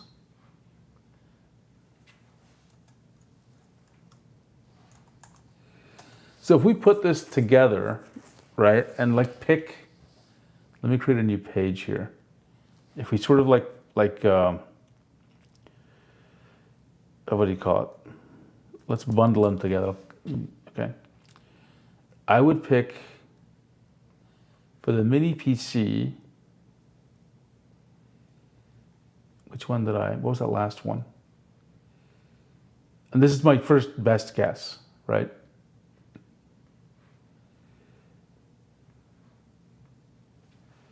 This. And let's see if we can find a price for this.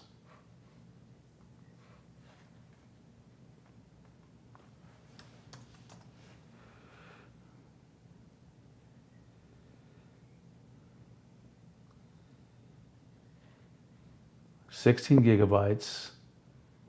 Let's verify this is the right one. Now it's light, okay. Verify it's got the ports that I need.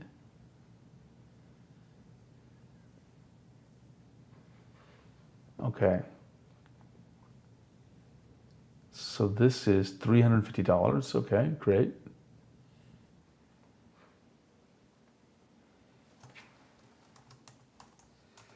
The Huion Canvas 13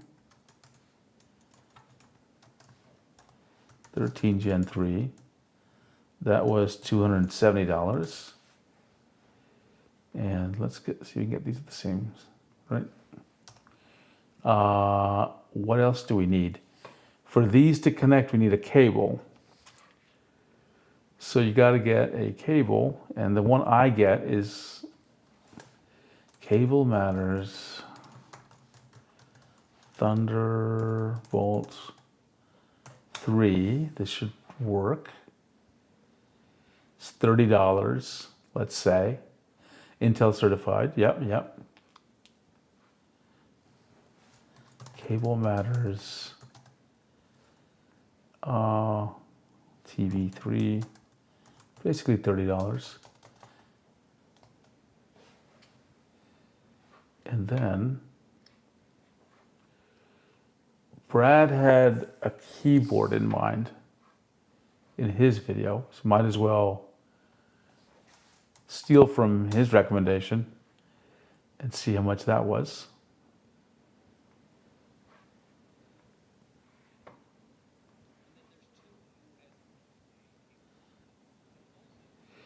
And you see how his setup has that 3-in-1 cable?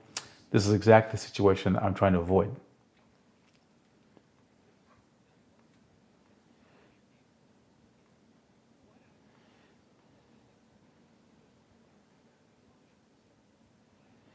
Where did he mention the...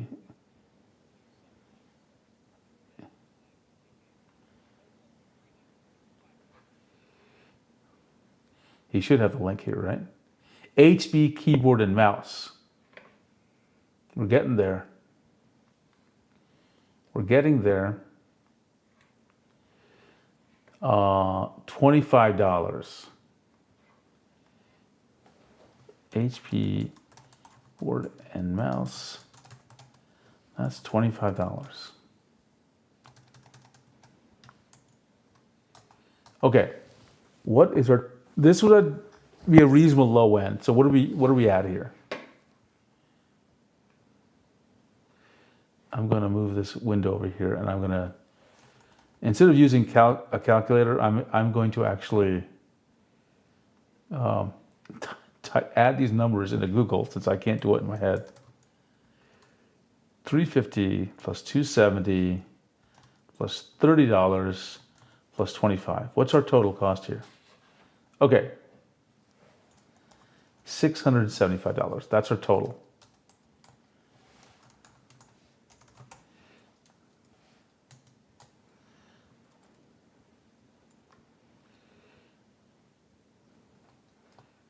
Total cost, $675. And I believe that gives us 16 gigabytes of RAM, 512 gigabytes of storage. And now the question is this thing quite enough? Let's see if I can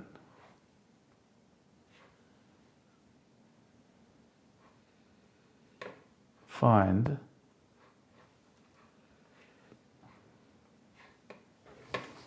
Oh, we have a comment. I was thinking about the Moving 13, but 750 kind of put it in iPad Air 13 plus Pencil Pro price range. And you gave, yeah, it's when you get to a certain level of, how much these tablets and accessories cost, you might, there's a compelling case to move toward an iPad because you get an amazing good package, right? I totally feel you on that one. So many times, I still have to take a drink of water. I've written this many times, but I answer a lot of questions on Reddit, and so many times someone will. Hang on a second. Let me just. I need to straighten out something with this.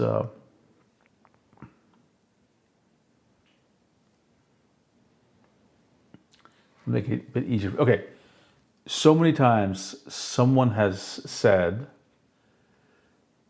that here's what I want in a drawing tablet. They want standalone, they want no lag, they want a great screen, they want an amazing battery life, and they want to use a bunch of apps, and they want to be able to do other things on it if needed. Even if they don't intend to use it like a laptop. And they're like, oh, what drawing tablet would work? And you know what? When you look through the list of requirements they have, it ends up like, the right answer for you seems to be an iPad with an Apple Pencil. It seems to give you everything you need. So I'm a big believer in, an iPad. And because you get an iPad, you can do so many more things with it, right? Now, I don't personally, I like drawing on a PC. For me, iPad is a doodling thing, sketching thing. I don't really do my full work on it. But for some people, some professionals even, they just do their entire thing on an iPad, which I think is amazing. But for me, the operating system is too constrained. I can't do the kinds of things I'm used to. Part of that is just my background and how much I've invested in the Windows ecosystem, so I can't blame the iPad for that. But it's a really compelling choice because you get a lot for the cost, honestly, right? With the Move Ink, and this is something that is always, since you brought this up, TR4, and this is the thing that always messes my head with Wacom's products. The Move Ink 13 is $750, and what do you get? You get a pretty good screen with a really good pen. And that's all you get. For just around the same cost, you get an amazing screen with a pretty good pen, and you get a full computer, the iPad. So it's sometimes hard for me to understand why these drawing tablets cost so much compared to what we see with an iPad and the value that an iPad delivers. Okay, so let me go back to my.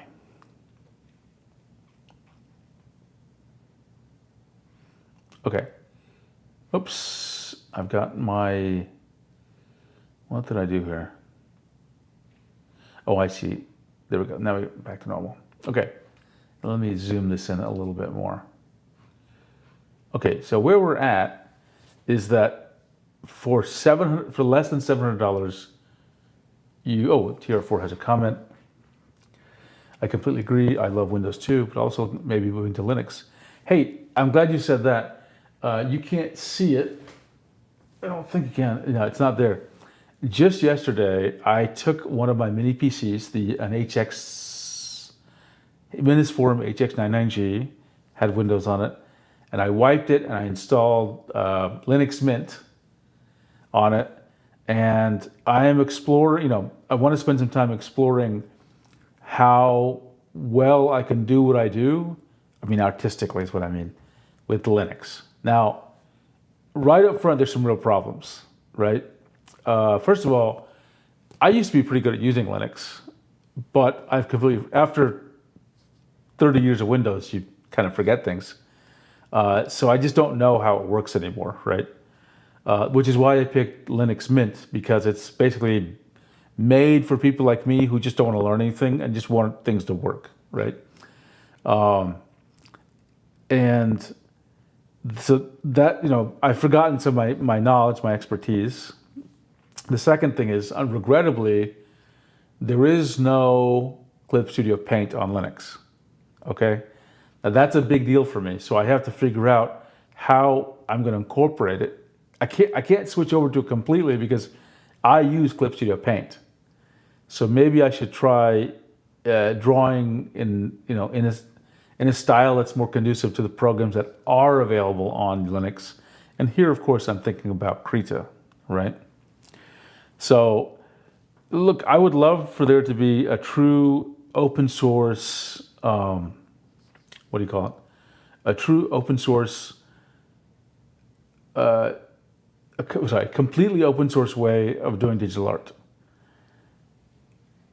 And maybe, I think Krita in their, sometime in the past year, they said they think of Clip Studio Paint as their competitor and they want to add features to compete with it. And for me, that would be like vector layers or something.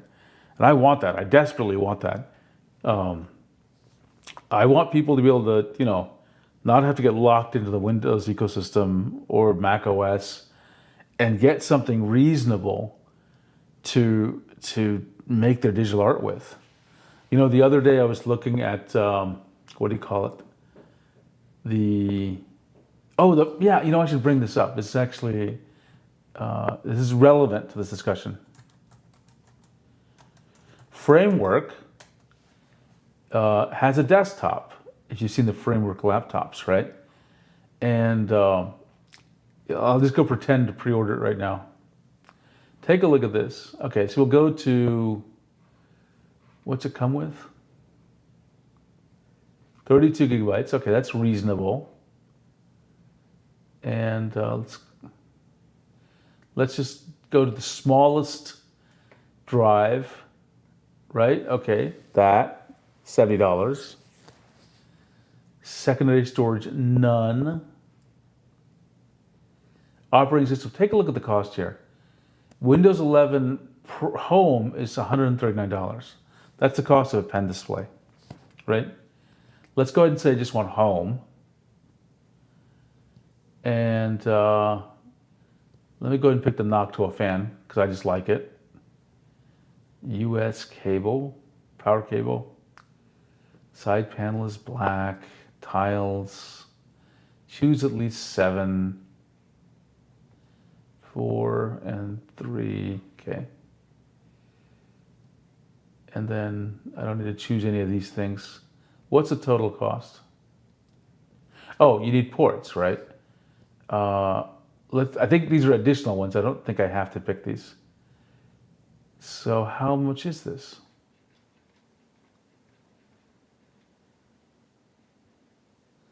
What's the total cost here?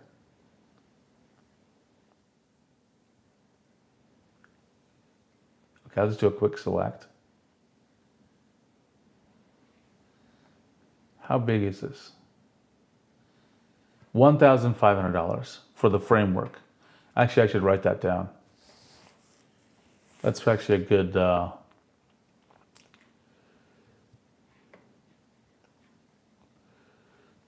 low-end framework.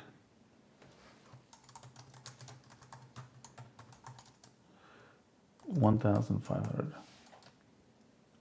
Okay, back to the thing about Linux though, is the reason I brought the framework there was that just to show the cost of what Windows is, right?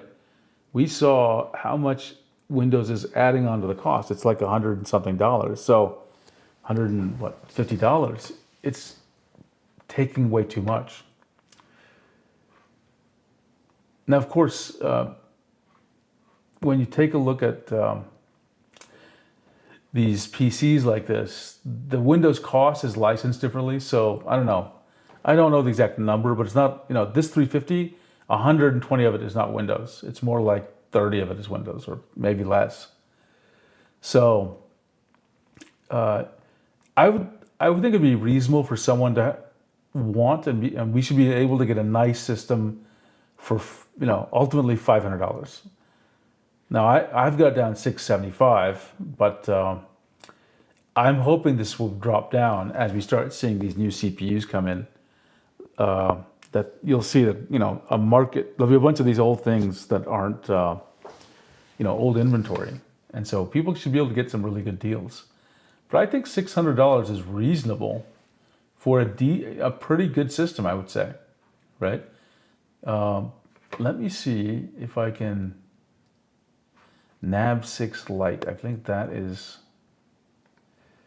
and I don't think people will be able to hear me or hear the video, but I'm going to see that tech tablet channel I was recommended.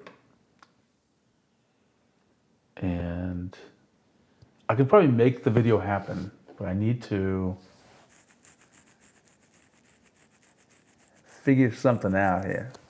Okay. I'm going to make this happen. I think I know what to do. Preferences, and then all the time. Yeah, I think this is going to work now. Light tech tablets.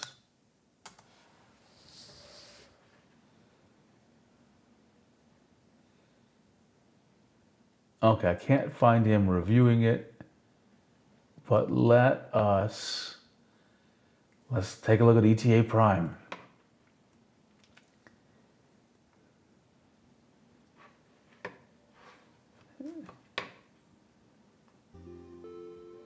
What's going on, everybody? You should be able to hear it now. Back here again. Today we're going to be taking a look at the all-new Minisforum NAB 6 Mini PC. Now I've seen images of this and I do think that the case itself looks really good. It's a very sleek little mini PC, and like a lot of their mini PCs, you can pick this I'm gonna up speed in a up the bare bones audio. option, or you can go up with the RAM and storage. This one here happens to have 16 gigabytes of RAM and a 512 gigabyte M.2 SSD. So I've seen images of this and I did think it looked pretty good. We've got plenty of I/O here. Really like the design. Plenty of ventilation on each side here. And taking a look around back, this does support 2.5 gigabit Ethernet. And if you opt for the non-bare bones version, you will get Wi-Fi 6 with this unit.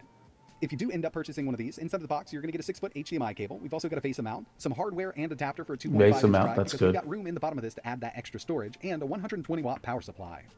Taking a look at the I/O up front here, we've got one USB Type-C port. This is USB 3.2. We've also got two full-size Type-A ports, also USB 3.2, and a 3.5mm audio jack. Not much happening around the sides here, but we do have plenty of ventilation for this built-in cooling system. And around back, we've got two more USB 3.2 ports, two full-size HDMI ports, and these will support 4K 60 out. Plus, we've got dual 2.5 gigabit Ethernet. With these mini PCs, we usually see dual Ethernet, but one of them usually resorts to being only a single gig. Both of these are 2.5 on the new NAB 6. Oh, both Like here, we've also USB-C got two more ports USB Type-C ports. will Now, one of these is handle USB 3.2, the other display. is display out. So we've got that extra video out port here utilizing that Type-C port.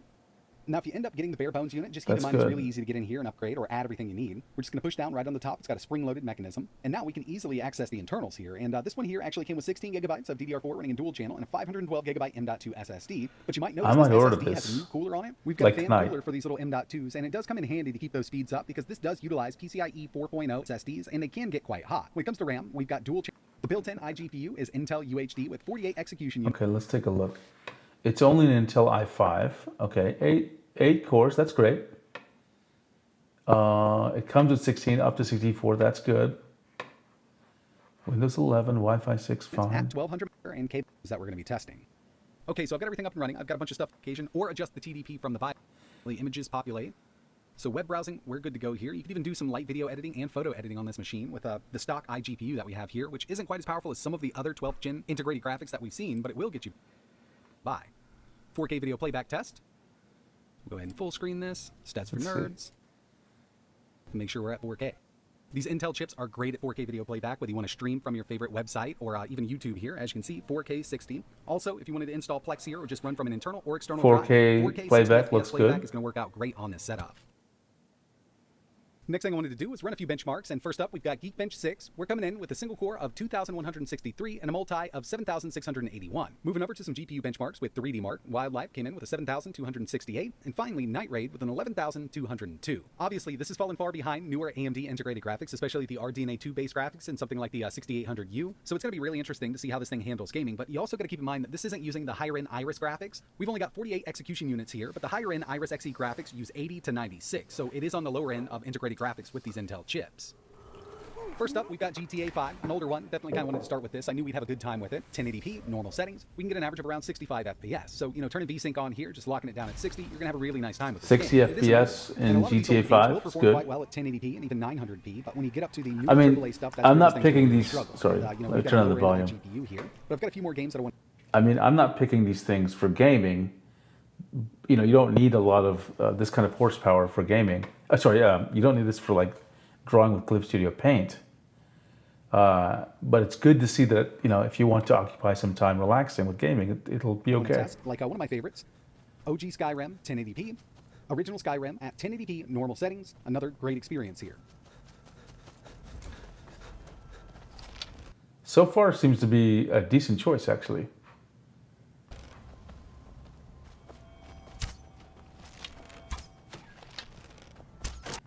But like I mentioned, when we get up to the Street Fighter 5, where yes, just to give us that. Now I'm looking now into. We're at 45 watt TDP. This can pull a lot more. If you're interested in checking out, which is total system power consumption, and I'm going to tell you right now, we're at a 45 watt TDP. This can pull a lot more if we took it up to, let's say, 80 watts, because I'm looking to see just how much power it needs, and also, I hope he's going to talk about noise. this can burst out at up to 80 watts. So I do think that we could hit around 100 watts in total power consumption with this thing.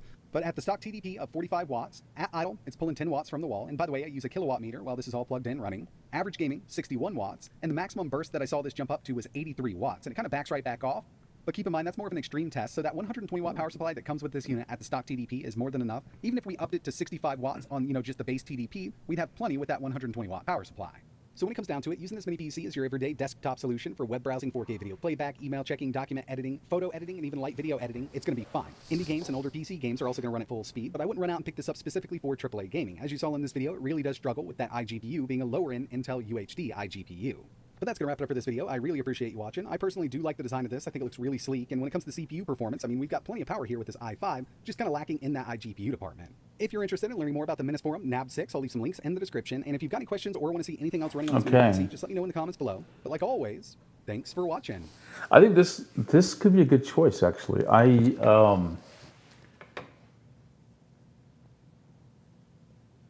It looks small. Sorry, let me get back to my notes here. It looks small. It's got all the ports. It seems to have the performance you need, as long as you're not trying to do anything crazy with it.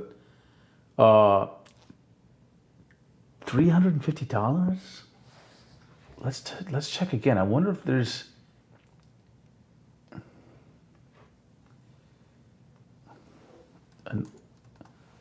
If there's any play on the price here.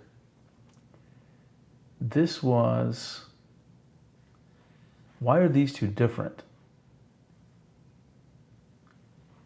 16 gigs, 1 terabyte. The specs are the same between these two, but this is 350 and this is 430.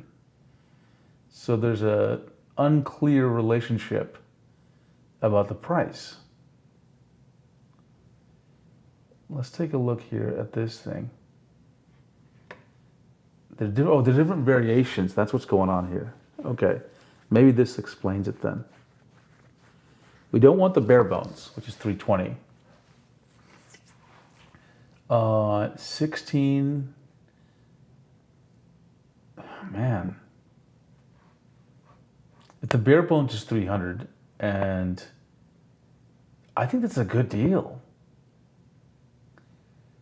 Like 335, if you pay $20 more, you get 1 TB. You get an extra 500 gigabytes of storage. I feel like that's a really good deal. You know, I'll do, once the stream ends, I'll do a review of this. And I think this would be probably something like this, right? Or this one would be something I would easily say would make a compelling, cheap way of getting, being mobile and having a pen display and being able to do digital art as your primary desktop or on the go, right? Now the question is, can it supply enough power to the USB 4? I think it should be able to, based on what I'm seeing. It should be able to supply enough power so that it will just work. So here's the way I conceptualize this. Let's suppose you wanted a pen computer, like a pen, like a Wacom Mobile Studio Pro or a Canvas Studio, right? That is a computer. And, those are devices that are basically laptops, right?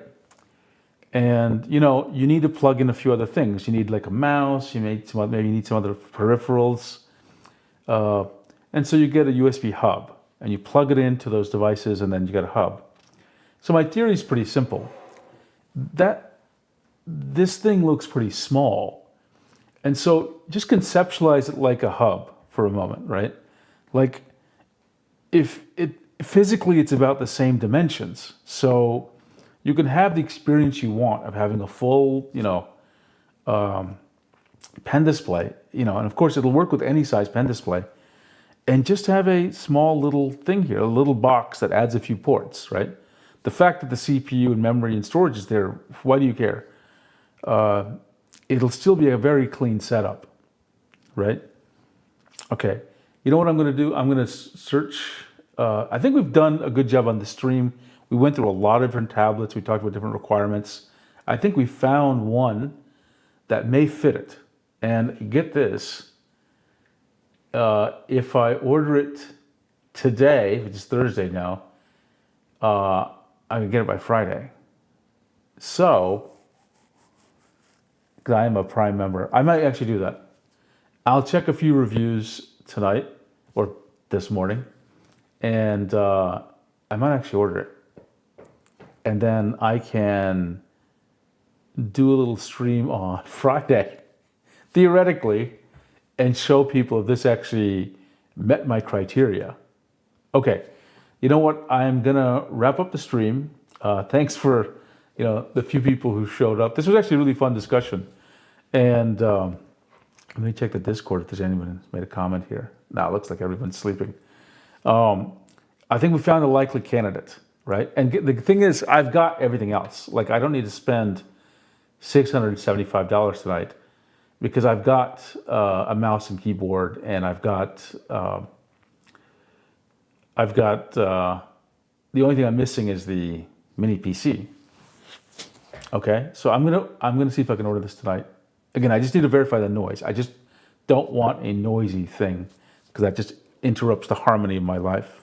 Okay, with that said, yeah, this is a little bit of just a random stream.